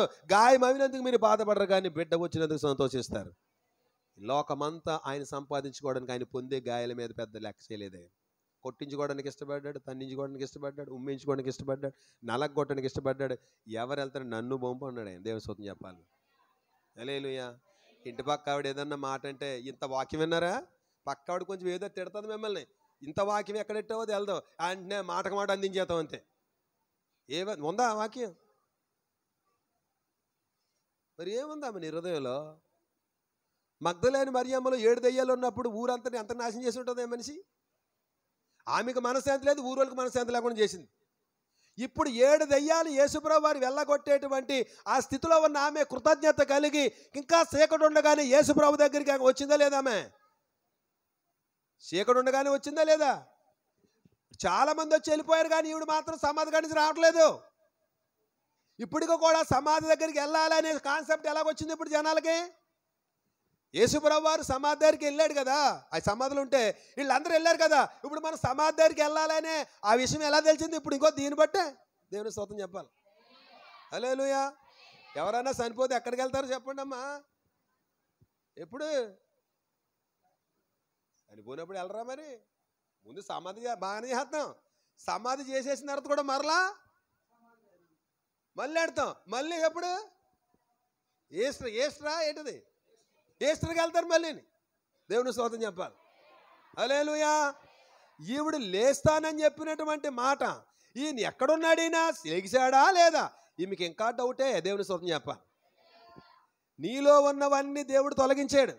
యేసుప్రభు కావాలని వచ్చావు, ఎక్కడ ఎదుగుతుంది దేవుడా?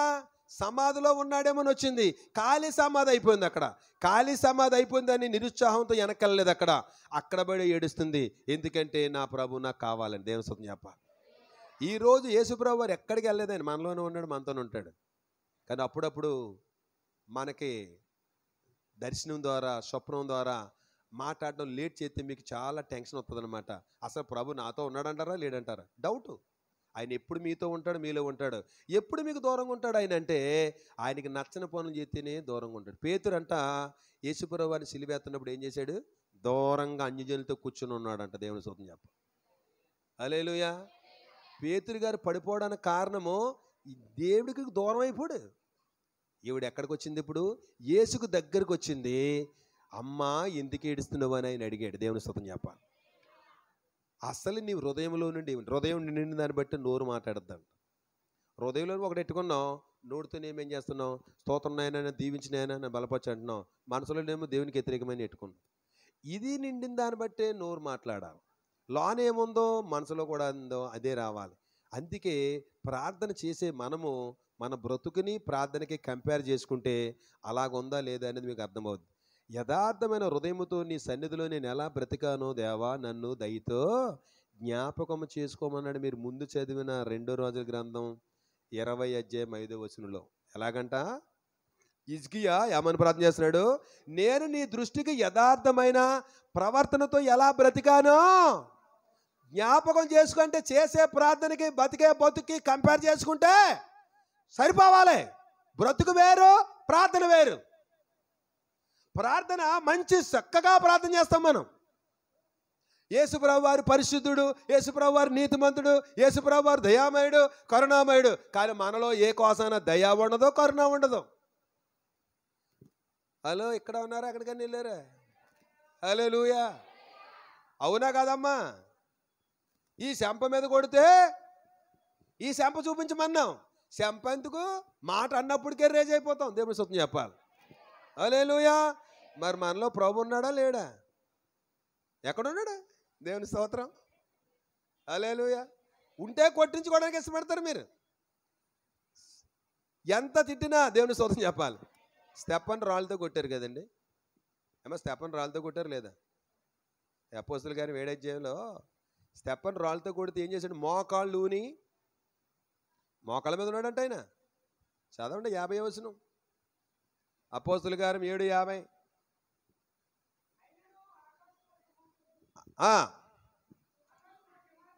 ఓకే.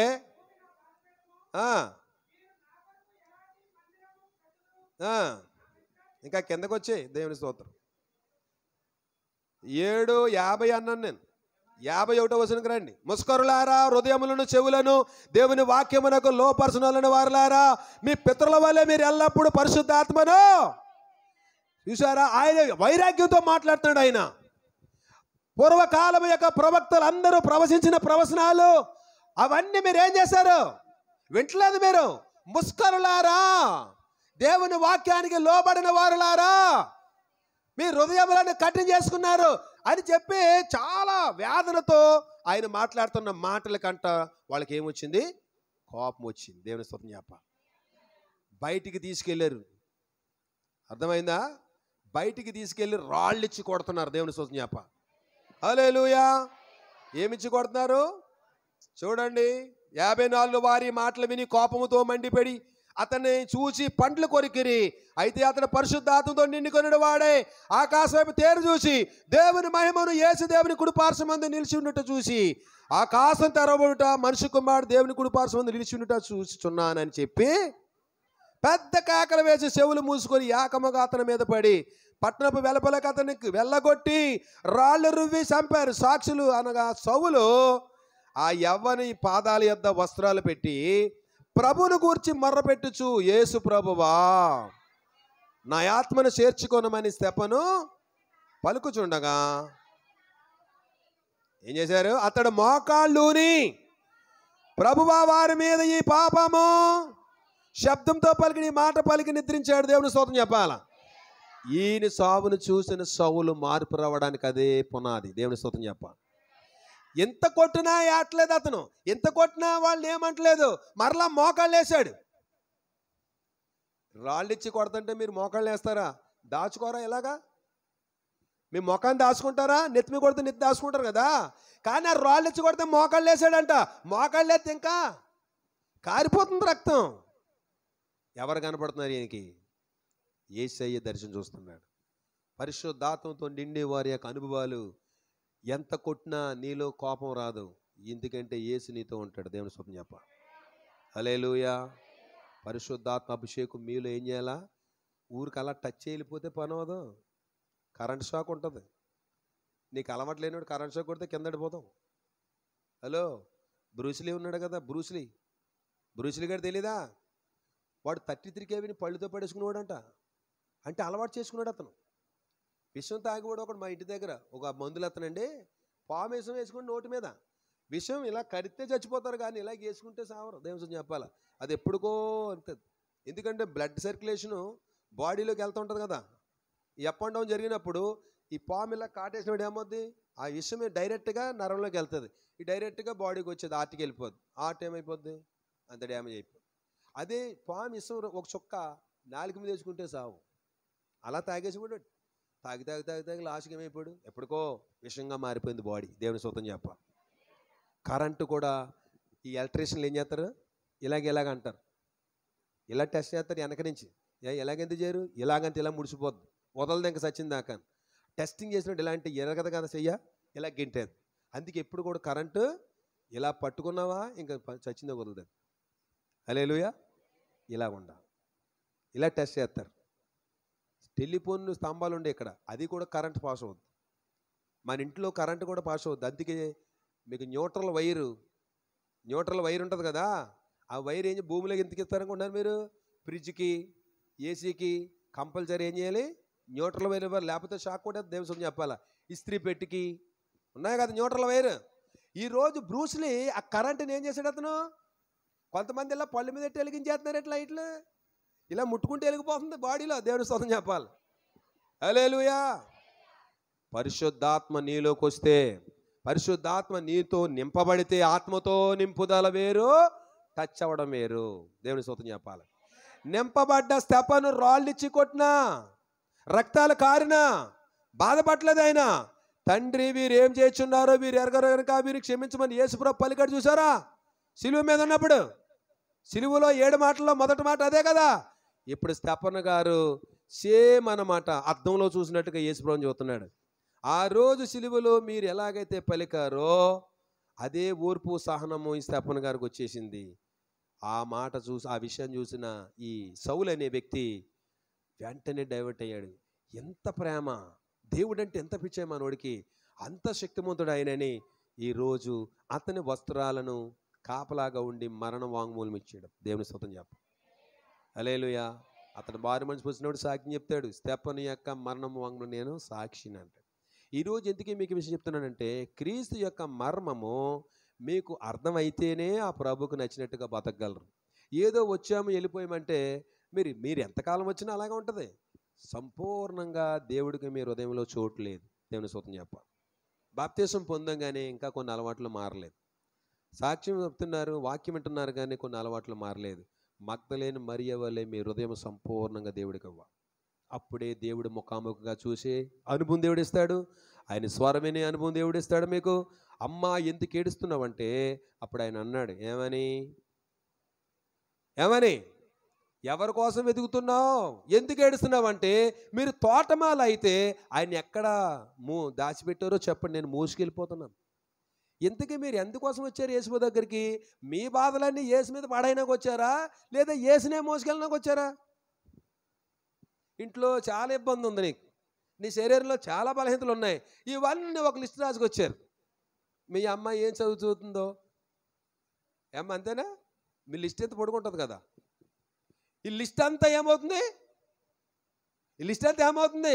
యేసుకి అప్లై చేస్తున్నారు మీరు. మీ బాధలు, మీ గొడవలు, మీ అన్ని సమస్యలు యేసయ్య మీద పడేసి వెళ్ళిపోతున్నారు. దేవుని స్తోత్రం చెప్పాలి.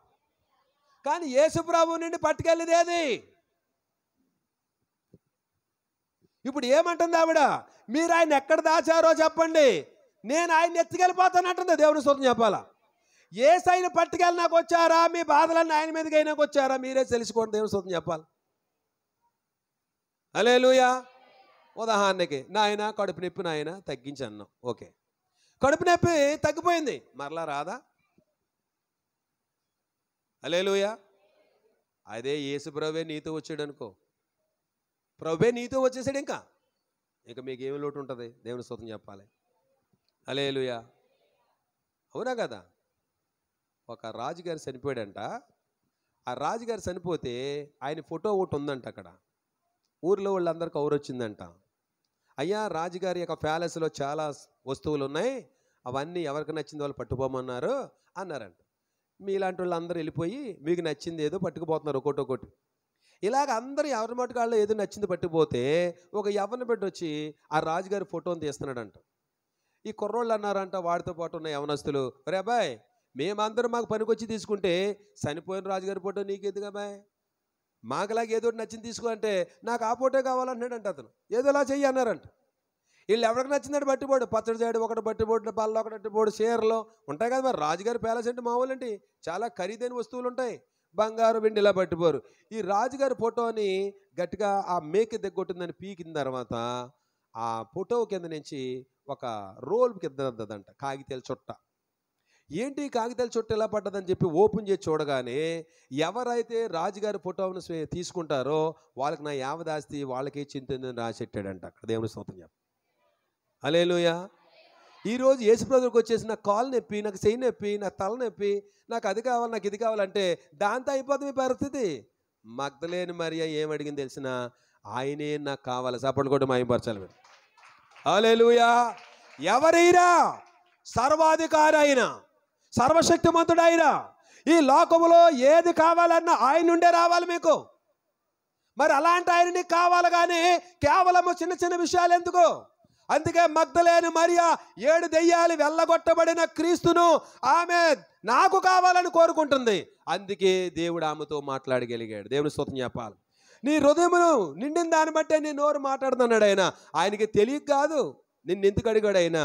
నన్ను కావాలంటదా, లోకం కావాలంటదా? ఆల్రెడీ లోకంలోనే ఉంది కదా, ఇప్పుడు వరకు లోకంలోనే కావాల్సిందంతా తిరిగింది కదా. ఈరోజు నన్ను కావాలంటదో, లోకం కావాలంటదో?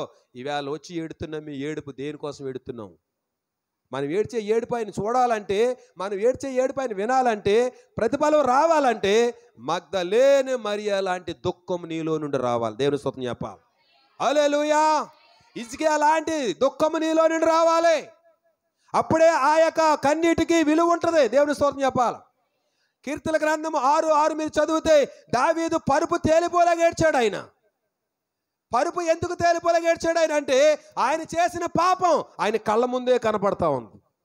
అంటే పాపము నుండి పరిహరించబడడానికి పశ్చాత్తాపంతో కూడిన ప్రార్థన చేస్తున్నాడు దావీదు. ఏదో అనాలోచనగా ఏట్లేదు, వేషధారిగా ఏట్లేదు. ఆయన చదవండి ఏమనుంది అక్కడ. నేను మూలుగుచు, ఆగండి, మూలుగు ఎప్పుడు వస్తుంది? మూలుగు మామూలుగా నువ్వు ఏడ్చిన తర్వాత ఏడ్డానికి గొంతు సహకరించినప్పుడు వచ్చేది మూలుగు. దేవుని స్తోత్రం చెప్పాలి. అన్న ఏం చేస్తుందంట? ఏడ్చి మూలుగుతుంది, పెదాలే కదులుతున్నాయి, స్వరం రావట్లేదు. ఏలీ గారు ఏమన్నారు? ఇప్పుడు మత్తురాలు అయిపోయినట్టుందేంటి? అయ్యయ్యా, నీ దోసరాన్ని నేను మత్తురాలని కాదు అన్న అక్కడ. అంటే దేవుడు ఏ వినేవాడు? మూలుగుల శబ్దం వినేవాడు. మామూలుగా మాట్లాడే కంటే మూలుగుల శబ్దం హృదయంలో నుండి వస్తుంది అన్నమాట. హృదయంలో నుండి వచ్చేటువంటి దుఃఖము మీకు రక్షణార్థమైన మారు మనసును కలిగజేద్ద దేవుని స్తోత్రం చెప్పాలి. ఇప్పుడు దావీదు గారు ఏడుస్తున్నటువంటి ఏడుపు ఎలాంటిది తెలిసినా చెప్పండి అమ్మా.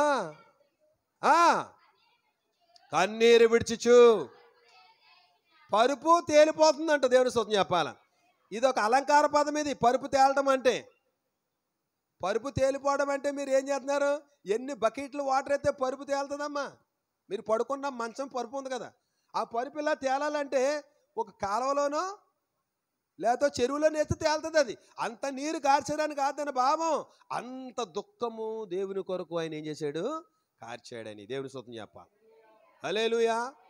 ఎందుకంటే ఏ సమయంలోనైతే ఏ మంచం మీద అయితే అతను తప్పు చేశాడో అదే మంచం అదే సమయాన్ని సాయంకాల సమయము అతను పాపంలో పడడానికి అవకాశం అయింది సైతాన్ గారు.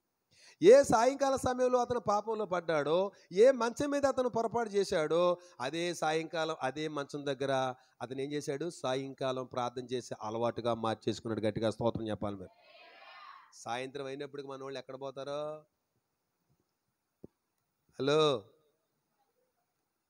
చెప్పండమ్మా.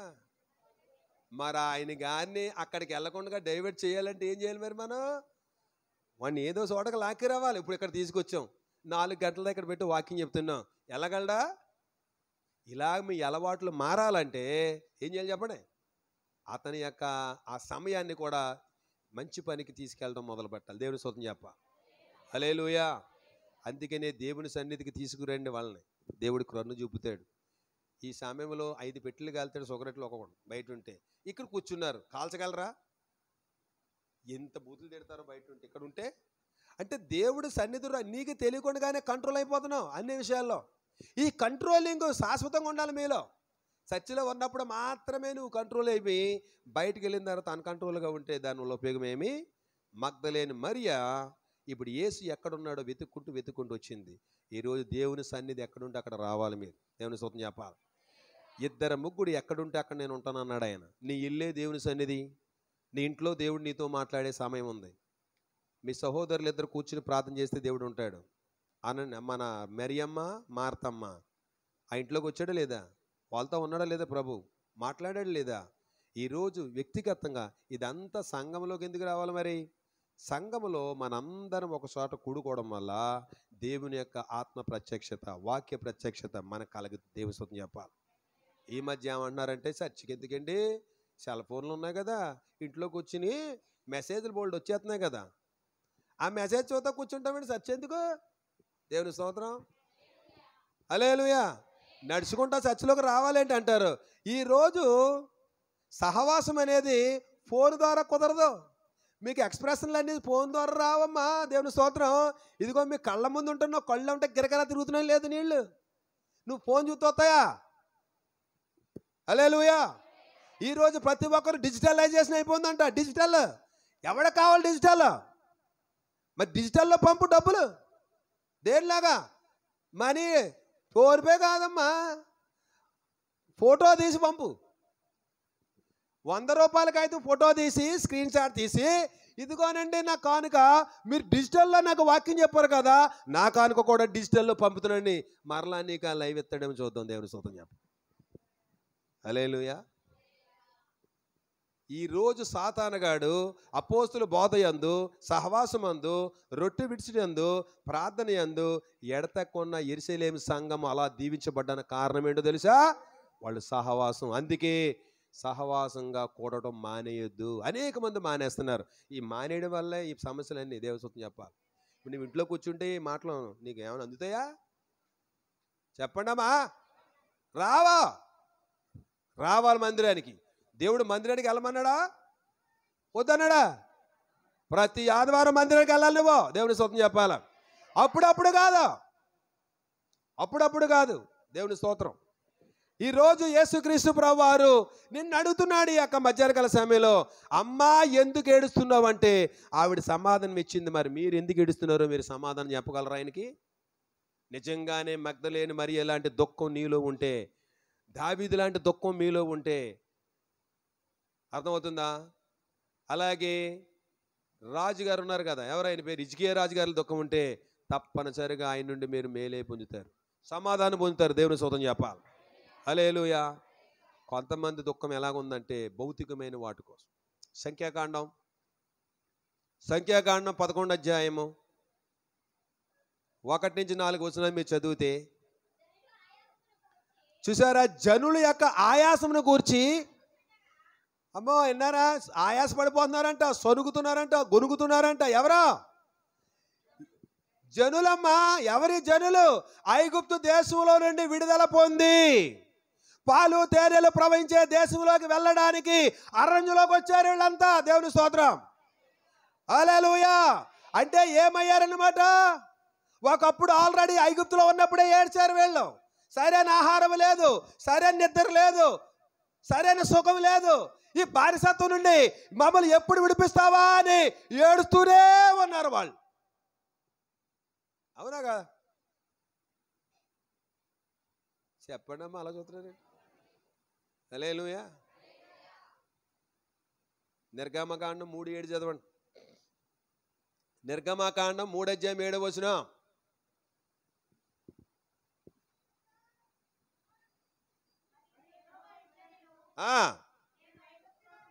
నేను ఐగుప్తులోనున్న నా జనుల బాధను నిశ్చయముగా చూసితిని. కష్టపెట్టుడును బట్టి వాళ్ళు మొర్ర వింటిని. వారి దుఃఖాలు నాకు తెలిసే ఉన్నవి కాబట్టి ఐగుప్తు యొక్క చెర నుండి వారిని విడిపించుటకు ఓకే అనగా ఓకే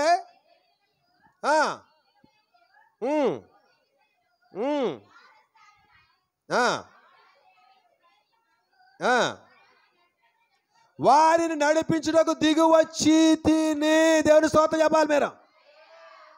ఒకప్పుడు మీ జీవితంలో ఎలాగుంది? ఒకప్పుడు మీరు చాలా దుఃఖాలు, వ్యాధులు, బాధలు, శోధనలు, తినలేదు, కట్టుకోవడం పట్టలేదు, ఉండడానికి ఇల్లు లేదు, సరైన సుఖ సంతోషాలు లేని స్థితిలో దేవుడా అని ఏడ్చావు. ఆ ఏడుపు దేవుడిని నీకు మంచి సౌఖ్యం ఇచ్చాడు. ఇప్పుడు తినడానికి ఉంది, కట్టుకోవడానికి ఉంది, ఉండడానికి ఉంది. ఇప్పుడు ఏడుపు ఏంటి? ఇప్పుడు ఎందుకు ఏడుపో? అరగట్లేదని ఏడుతున్నావు. ఇప్పుడు తిన్నది అరగట్లేదు, బీపీ వచ్చింది, షుగర్ వచ్చింది, థైరాయిడ్ వచ్చింది, గ్యాస్ట్రిక్ వచ్చింది, అన్ని రోగాలే. ఆ రోజుల్లో ఏమి లేనప్పుడు ఏ రోగం లేదు కదా, గంజి తాగేసి బతికేసేవారు, కానీ నీళ్ళు తాగి ఉండిపోయేవారు. ఈవేళ అన్నీ ఉన్నా కానీ తినడానికి ఏమి లేదమ్మా, నోరు లేదు. దేవుని స్తోత్రం చెప్పాలి. హల్లెలూయా. దేవుడు మర్చిపోడు సుమా, నువ్వు మర్చిపోతున్నావు. దేవుని స్తోత్రం చెప్పాలి. ఆయన చేసిన ఉపకారములలో దేన్ని మర్చి నీ స్థితి ఏంటో చూసుకోవాలి. నువ్వు మొదట మన స్థితి ఎక్కడి నుంచి వచ్చామో దాన్ని ఎప్పుడు కూడా కంపేర్ చేసుకోవాలి.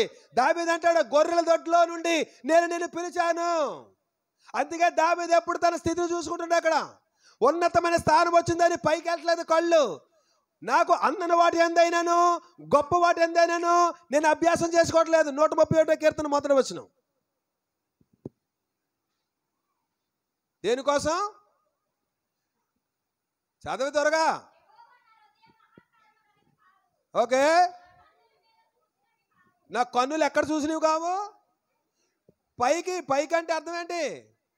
ఉన్నతమైన ఈవులు కావాలి నీకు. ఉన్నతమైన స్థలాల్లో ఉండాలని ఆలోచన. ఎవడో లేని ప్లేస్లో, ఎవడికి లేని సౌఖ్యం, ఎవడికి లేని ఆశీర్వాదం, ఎవడికి లేని దీవెన, ఎవడికి లేని ధనం, ఇవన్నీ నాకు కావాలని కోరుకుంటున్నావు. కానీ దావీదు ఏమంటున్నాడు చూడు అక్కడ, నా కన్నులు మీద చూసినవి కావు, నాకు అందని వాటి ఎందైనను, గొప్ప వాటి ఎందైనను నేను అభ్యాసం చేసుకోవట్లేదు. నేను నా ప్రాణాన్ని నెమ్మలపరుచుకుంటున్నాను, సముదాయించుకుంటున్నాను. చనుపాలు విడిచిన పిల్ల తల్లి దగ్గర ఉన్నట్లు. హల్లెలూయా. ఉందా ఆ రకమైన అనుభవం? ఒకప్పుడు మనమే కదా గెంజేసి తాగాం, ఒకప్పుడు మనమే కదా పస్తులు ఉన్నాం. ఈవేళ ఒక్క పూట కూడా పస్తు లేకుండా దేవుడిని దీవిస్తే కళ్ళు పైకి వెళ్తున్నాయా, కిందకు వస్తున్నాయా? పైకి వెళ్తే చాలా ప్రమాదం. మీకు 2 కళ్ళు ఎక్కడ ఉన్నాయి? మీ 2 కళ్ళు ఏ ఏ ప్లేస్లో పెట్టాడు దేవుడు? మీ తలకాయకి మీ ముఖానికి మధ్యలో ఎక్కడ పెడితే మీ 2 కళ్ళు మీకు అన్ని రకాలుగా ఉపయోగపడదో అక్కడే పెట్టాడు. జస్ట్ మీ 2 కళ్ళు ఉన్న ప్లేస్ని దాటి ఇక్కడ పెట్టాడు అనుకుందాం. ఎక్కడ ఎరా నెత్తి మీద ఉన్నాయా కళ్ళు అంటాడు ఒక. అంటే నెత్తి మీద ఉన్నాయి కళ్ళు అంటే అర్థం ఏంటంటే ఆ పక్కన ఉన్న కూడా చూడలేదు. చెప్పండమ్మా, 2 కళ్ళు, ఈ 2 కళ్ళు ఇక్కడ కళ్ళు కానీ కొంచెం 2 అంగుళాలు పైకి వెళ్తే నీ బతుకేంటి? కింద దగ్గర నీకు అక్కడ ఎక్కడో కనపడుతుంది, ఈ దగ్గర కనపడుతుంది నీకు. దేవుడి సొంతం చెప్పాలి మీరు. అప్పుడప్పుడు బొగ్గు గనుల్లో పనులు చేసేవాళ్ళు వాళ్ళకి లైట్ ఎక్కడ పెట్టుకుంటారో తెలుసా? ఇక్కడ పెట్టుకుంటారు. చూసారా మీరు? ఏ అవయవం ఎక్కడ ఉండాలో అక్కడ పెట్టాడు మీకు. అవి మంచిగా పనిచేయాలి, పైకి వెళ్ళకూడదు. పైకి వెళ్తే చాలా ప్రమాదం. దేవుడి సొంతం చెప్పాలి మీరు. హల్లెలూయా. అర్థమవుతుందమ్మా మీకు? కొన్ని చేపలకి ఎక్కడ ఉంటాయి కళ్ళు? కొన్ని చేపలకే. హల్లెలూయా. అవునా కదా? మరి ఈ పక్కన ఉంటాయి కదా చేపలకి, మొప్పల పక్కన ఉంటాయి. మీరు అనుకుంటారు దేవుడు ఎంత జ్ఞానవంతుడో అని గుర్తు ఎప్పుడైనా చేశారా? హల్లెలూయా. దావీదుకి అన్నీ తెలుసు. అందన వాటి యందు నేను అభ్యాసం చేసుకుంటే అది నాకు కానీ దొరకకపోతే అప్పుడు నేను దేవుడిని ఏం చేస్తాను? తిడతాను, నేను దూషిస్తాను, అవమానపరుస్తాను, అవహేళన చేస్తాను. అందుకే ఆయన చిత్తము ప్రకారంగా మీరు ఏది అడిగినా ఆ వాక్యాన్ని సరిపోవాలి, ఆయన చిత్తానికి లోబడాలి. అంతేగాని నీకు నచ్చింది అడిగేది ఇచ్చేడు ఆయనకి నచ్చాలి మనం అడిగే. దేవుని సొంతం చెప్పాలి. హల్లెలూయా. అందుకనే మనం చేసే ప్రార్థన కూడా దైవ చిత్తానుసారంగా ఉండాలి. మొదటి యోహాను రాసిన పత్రిక 5:14. హల్లెలూయా. ఎన్ని గంటలకండి? 3-4? నో ప్రాబ్లం, నేను కంటిన్యూ అయిపోతాను. మీరు వినాలంటే 5 కాక. నాకు అసలు ఆకలేదు, నేను భోజనం చేయను. మీకోసం వాక్యం చెప్తేనే ఉంటా. దేవుని స్తోత్రం చెప్పాలి మీరు వినాలి, ఆసక్తితో వినాలి. 2 గంటలు ప్రభు దగ్గర గడిపొస్తుందని నేను దేవుని స్తోత్రం చెప్పాలా. 3:15 మెలకు వచ్చేసింది నాకు. ఎన్ని గంటలకే? 3:15. మా అబ్బాయి విజయవాడ వెళ్తున్నారు. ఏంటిది వాక్యం? చదవమన్న వాక్యం ఏది? నేను మొదటి యోహాను రాసిన పత్రిక 5:14 చదవమన్నాను. నేను లేచింది 3 గంటలు ప్రేరికలు లేసానమ్మా. మా అబ్బాయి ఫ్రెండ్స్ వాళ్ళు విజయవాడ వెళ్తున్నారు కారు మీద. లేచి ప్రేయర్లో కూర్చున్నాం. వాళ్ళ ప్రయాణం సజీవంగా క్షేమంగా రావాలని. ఇందాక ఎక్కడ ఫోన్ చేసి వెళ్ళిపోయాడు విజయవాడ. డాడీ ఒక 500 ఉంటే ఫోన్పే చేయమంటున్నాడు. ఓహో, క్షేమంగా వెళ్ళిపోయానమాట. హల్లెలూయా. ఆ బయలుదేరినప్పటికే భయంకర వర్షం. ఆ వర్షాన్ని వెళ్ళిపోయారు కారు మీద. హల్లెలూయా. ఈరోజు దేవుని పాదాలు పట్టుకోవాలమ్మా. పొద్దున్న లెగ్గానే పాదాలు పట్టుకుంటే ఆటోమేటిక్గా దేవుడు ఇస్తాడు మనకి వాక్యం. నేనేం చూడలే కదా, నేను చెప్పేస్తాను కదా. నేను బైబిల్ ఏం చూడలేదు అక్కడ. నేను చెప్తే తీయలేకపోతున్నాను. నువ్వు ప్రభు పాదాలు పట్టుకోవట్లేదా? చర్చికి వచ్చే ముందే అక్కడ 1 గంట ప్రార్థన చేసుకుని రావాలి మీరు. చర్చికి వచ్చినప్పుడు ఊరికి అదరా బెదరకు వచ్చేస్తే ఏమి ఎక్కదు. అక్కడ భూమిని ఇత్తనాలు చల్లాలంటే రైతు ఏం చేస్తాడే? మీ రైతులు ఈ చేలన్నీ ఇలాగ చల్లేసారా? చెత్తలోని చల్లు చల్లాలంటే చెత్తలో చల్లేస్తారా? ఎంత నైస్గా ఏం చేస్తారా? ఆ మడిని ఆకుముడి వేయాలంటే ఎలా చేస్తారు మీరు? అప్పుడు నాటితే టాకా మొలుస్తాయి. దేవుని స్తోత్రం చెప్పాలి. ఈరోజు నీ హృదయమైన పొలాన్ని దున్నుకోవట్లేదు, మీరు చెత్తతో పెట్టేసుకుంటున్నారు. ఈ వాక్యం ఎంత చెప్పునా చెత్తలో పడిపోతే ముళ్ళ తుప్పలు ఏం చేస్తాయి? అనిసేసి మంచిని రానివద్ద చెడును పైకి తీసుకొస్తుంది, మంచినేమో ముళ్ళ కంపలో అయిపోతుంది మన బతుకు. దేవుని స్తోత్రం చెప్పాలి. హల్లెలూయా. ఈరోజు దైవ చిత్తానుసారంగా మొరపెట్టాలి మీరు. ఈరోజు దావీదు కూడా ఏ ప్రార్థన చేసినా దేవుని చిత్తానికి సరిపోయే విధంగా ప్రార్థన చేశాడు కాబట్టి ఆయన ప్రార్థనకి జవాబు వస్తుంది. దేవుని స్తోత్రం చెప్పాలా. మనము కూడా అడిగేది ఏదైనా సరే ఆయన ఇష్టానికి సరిపోవాలి. యోహాను శుభవార్త 15:7 నా యందు మీరును మీ యందు నా మాటలు నిలిచి ఉండిన ఎడల మీకేది ఇష్టమో. ఎప్పుడు అడగాలి దేవుణ్ణి?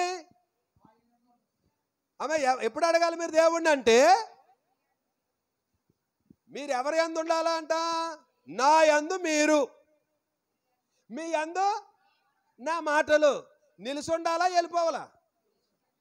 ఇప్పుడు దావీదులో నిలిచి ఉన్నదా లేదా? దావీదులో వాక్యం నిలిచి ఉందా?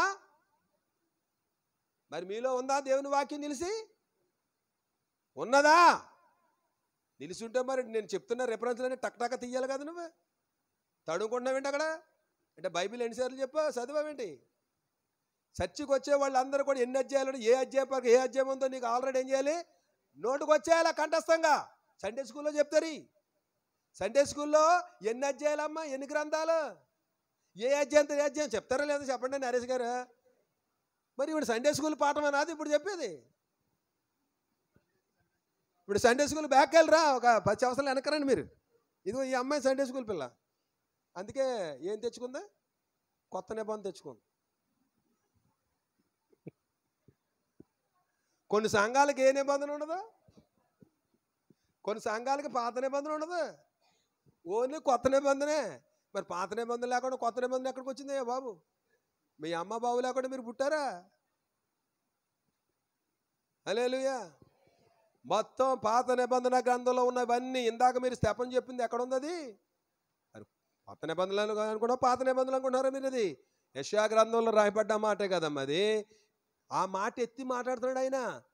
దేవుని స్తోత్రం, హల్లెలూయా. అదేమో మరుగై ఉంది, ఇదేమో ప్రత్యక్షం అయ్యింది. క్రీస్తు ఆత్మ ఎలాగుంది? అది పరోక్షంగా ఉంది. ఇప్పుడు ప్రత్యక్షంగా చూస్తున్నాం మనం. దేవుని స్తోత్రం చెప్పాలి. హల్లెలూయా. మర్మమై ఉన్న క్రీస్తుని బయలుపరిచింది కొత్త నిబంధన, పాత నిబంధన మరుగుపరిచింది. దేవుని స్తోత్రం చెప్పాలి మీరు.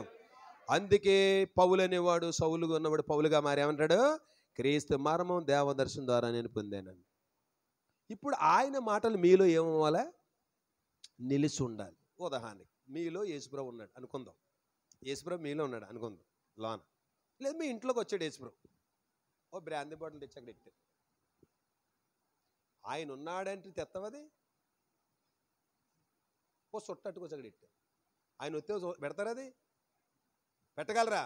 ఈనాడు ఎంతమంది కాల్పలేదు? రక్షణ పొంది ప్రభువులో పాల్గొన్న వాళ్ళు ఎంతమంది కనపట్లేదు? ఎంత భయంకరం. ఉన్నాడా మనలో యేసయ్య? యేసు ఉన్న ఇంటిలో ఎంతో సంతోషం, యేసు ఉన్న ఇంటిలో ఏముండవంట? ఇక్కడ పాడారు పాట, చక్కని పాట. యేసు ఉన్న ఇంట్లో ఏముండవంట? సొట్లు ఉండవంట, గొడవలు ఉండవంట, సిగరెట్లు ఉండవంట, దెబ్బలాట్లు ఉండవంట. మరి మన ఇంట్లో యేసుప్రభు ఉంటే నచ్చింది అడుగుతావా, నచ్చింది అడుగుతావా? దేవుని స్తుతి చెప్ప.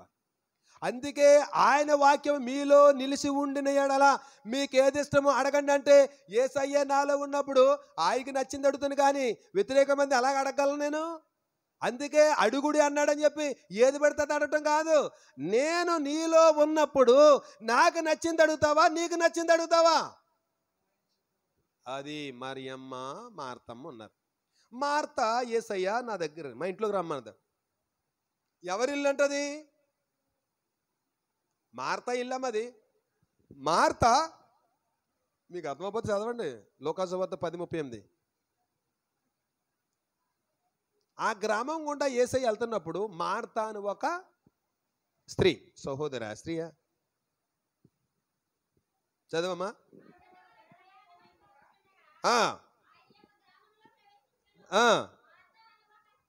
ఎవరో మార్తాను ఒక స్త్రీ ఆయనను.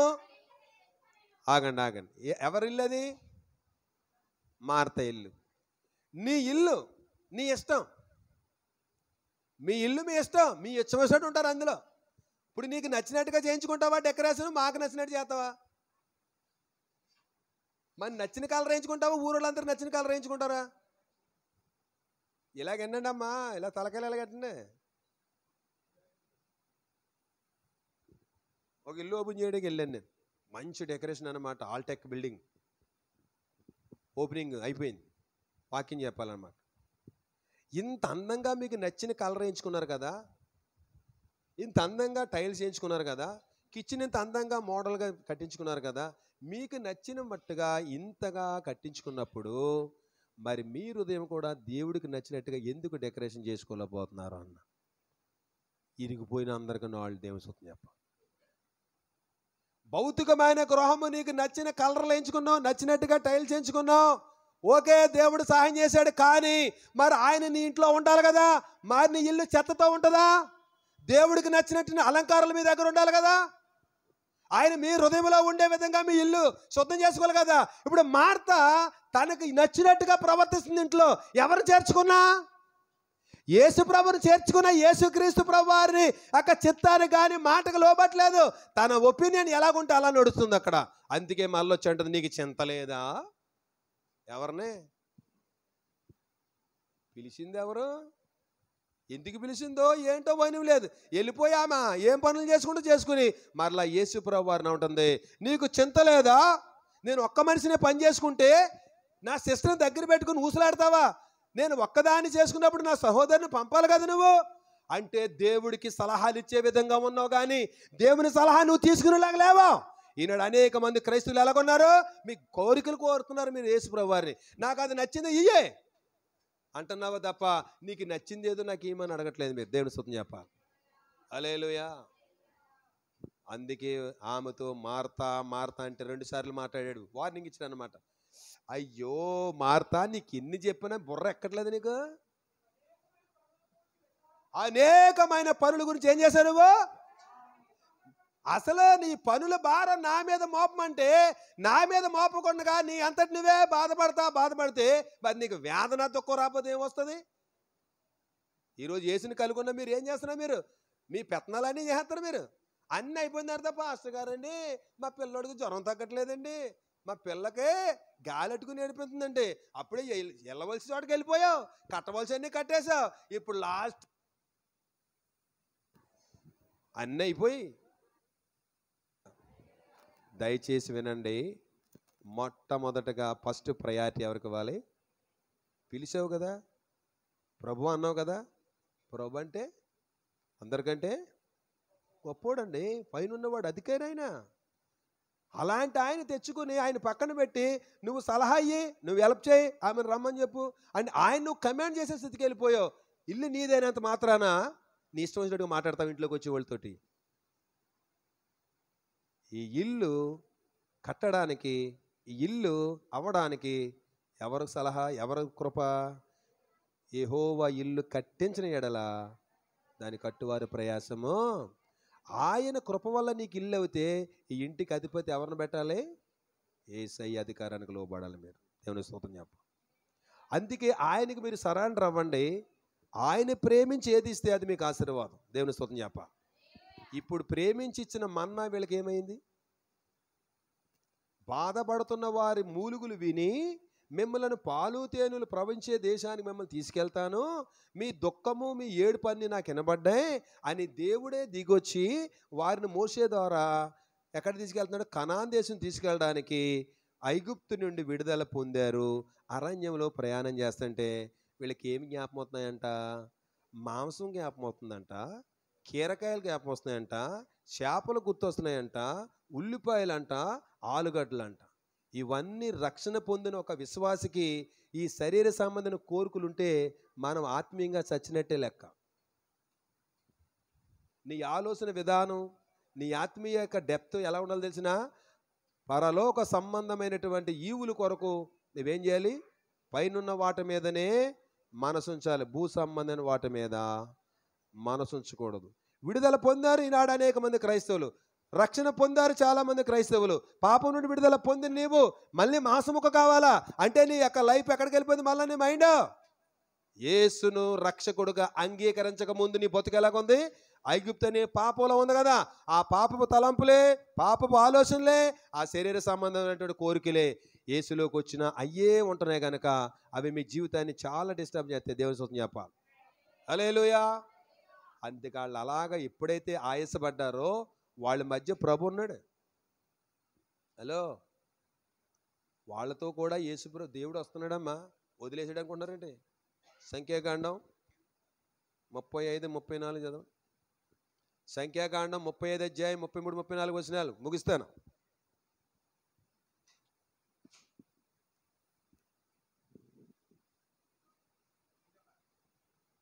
Glorious అందరు లౌరి కరదరబరకరణ ఇదర్ love that method of Jesus hallelujah. మీరు నివసించు దేశమును అపవిత్రపరచకూడదు, అందులో నేను ఆమె చెప్పండి. ఇప్పుడు ఎక్కడున్నాడు ఇప్పుడు దేవుడు చెప్పండమ్మా. మరి ఆయనకి నచ్చిన ఆలోచన నచ్చని ఆలోచన తెలిసిపోద్దని నువ్వు చెప్పే అవసరం లేదు. నువ్వు అడిగింది ఏంటో మనసులో ఏముందో అన్నీ తెలిసేది. దేవుని స్తోత్రం.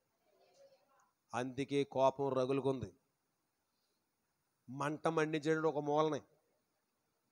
దేవుడు కోపం రగులుకుంటే మంటెట్టాడు, మంట అగ్ని. మోషే గారు వెంటనే ఏం చేశారు? అయ్యా క్షమించండి వీళ్ళని అన్నాడు. మంట ఆగింది అక్కడ. అజ్జి బాబో మేము అడగకూడదు, అడిగిన వాళ్ళనే కదా ఈ మంట వచ్చిందని చెప్పి మారు మనసు పొందారు. వాళ్ళు అడగడం మానేశారా? లేదు, మంట మండితేనే ఉంది. మరలా కోరుతున్నారు వీళ్ళు. దేవుని స్తోత్రం చెప్పాలి. ఈ సనుగుడు ఈ గొనుగుడు వారి మధ్యనున్న దేవుడు వింటున్నాడు. మోషేకి వాళ్ళు ఏడుపు చాలా కోపాన్ని తీసుకొచ్చింది. దేవుని స్తోత్రం చెప్పాలా. అప్పుడు మోషే అన్నాడు, బాబు నేనేమన్నా వీళ్ళని కన్నానా వీళ్ళని మోయడానికి? దయతో నన్ను చంపి ఎందుకు వచ్చింది, నాకు ఈ భారం వద్దు. అప్పుడు మోషే, నువ్వు మీ ఇద్దరు వెళ్ళి ప్రార్థన చేయండి. హల్లెలూయా. వాళ్ళు అడిగారండోయ్. ఏమడిగారు? భౌతికమైన వాటిని అడిగారు. ఏం జ్ఞాపకం వస్తున్నాయి వాళ్ళకి? చేపలంట, మాంసం అంట. ఉదాహరణకి చేపలో మాంసము తిన్నప్పుడు వీళ్ళు ఏడ్చారా నవ్వారా? చెప్పండి. ఐగుప్తు దేశంలో ఉన్నప్పుడు మేము కీరకాయలు తిన్నాం, దోసకాయలు తిన్నాం, మాంసం తిన్నాం అన్నారు కదా.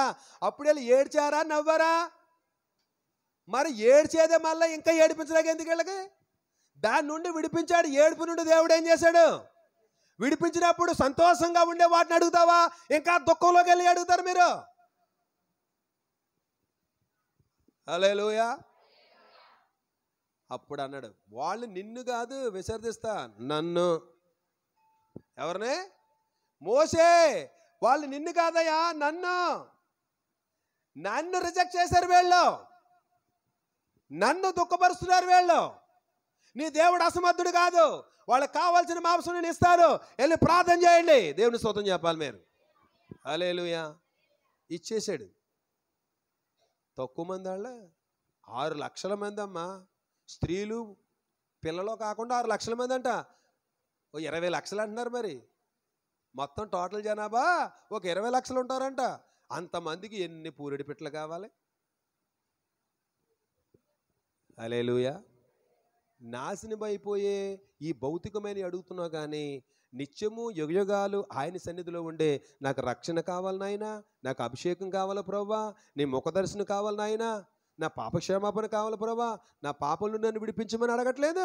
ఈ కెంచేపు లోకంలో నిన్ను తిప్పడానికే అడుగుకుంటున్నావు. దేవుని స్తోత్రం చెప్పాలి. రక్షింపబడిన ప్రియ సోదరి సోదరులారా, మగ్దలేని మరి అడిగినట్లుగా అడుగుతావా? యేసయ్యా నేను నిన్ను మోసుకెళ్తానని. దేవుని స్తోత్రం చెప్పాలి. హల్లెలూయా. ప్రభు నువ్వు నాకు కావాలి, నాకు అది కాదు ఇది కాదు నాయన, నువ్వే నాకు కావాలి.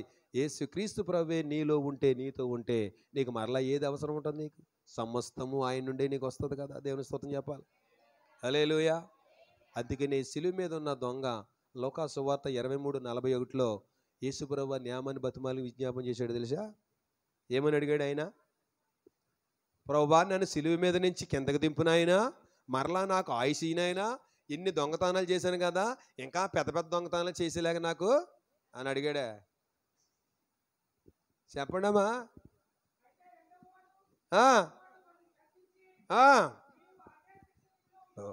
అదే శిక్షలో ఉన్నావు గనుక దేవునికి భయపడవా?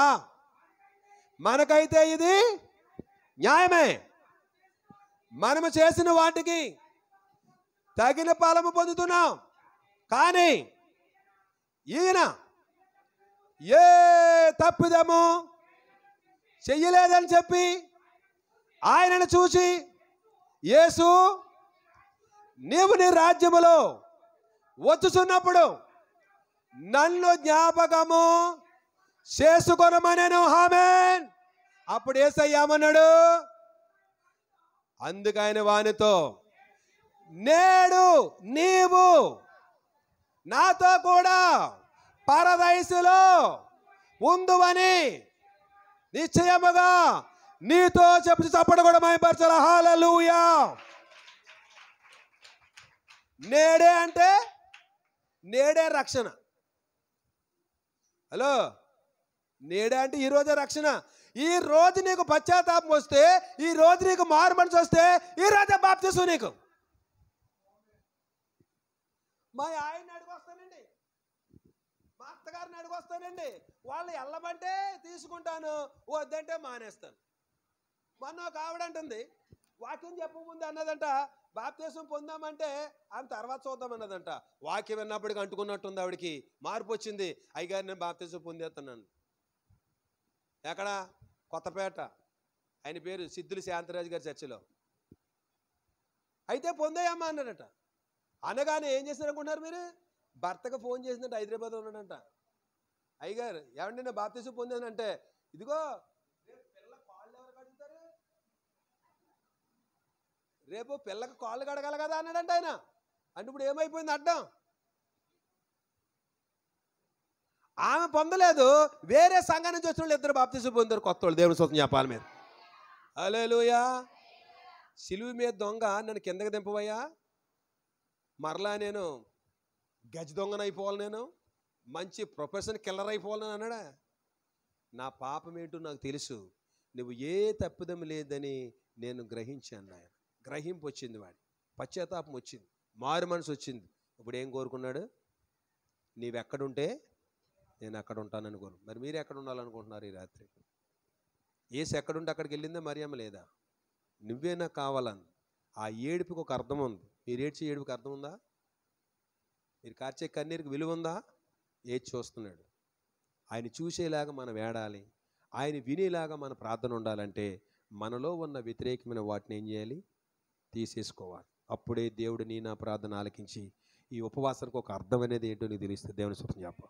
దేవుడి మాటలు దీవించునుగాక. ఆమేన్. ఓకే, అందరూ లేచి నిలబడితే ప్రార్థన చేద్దాం.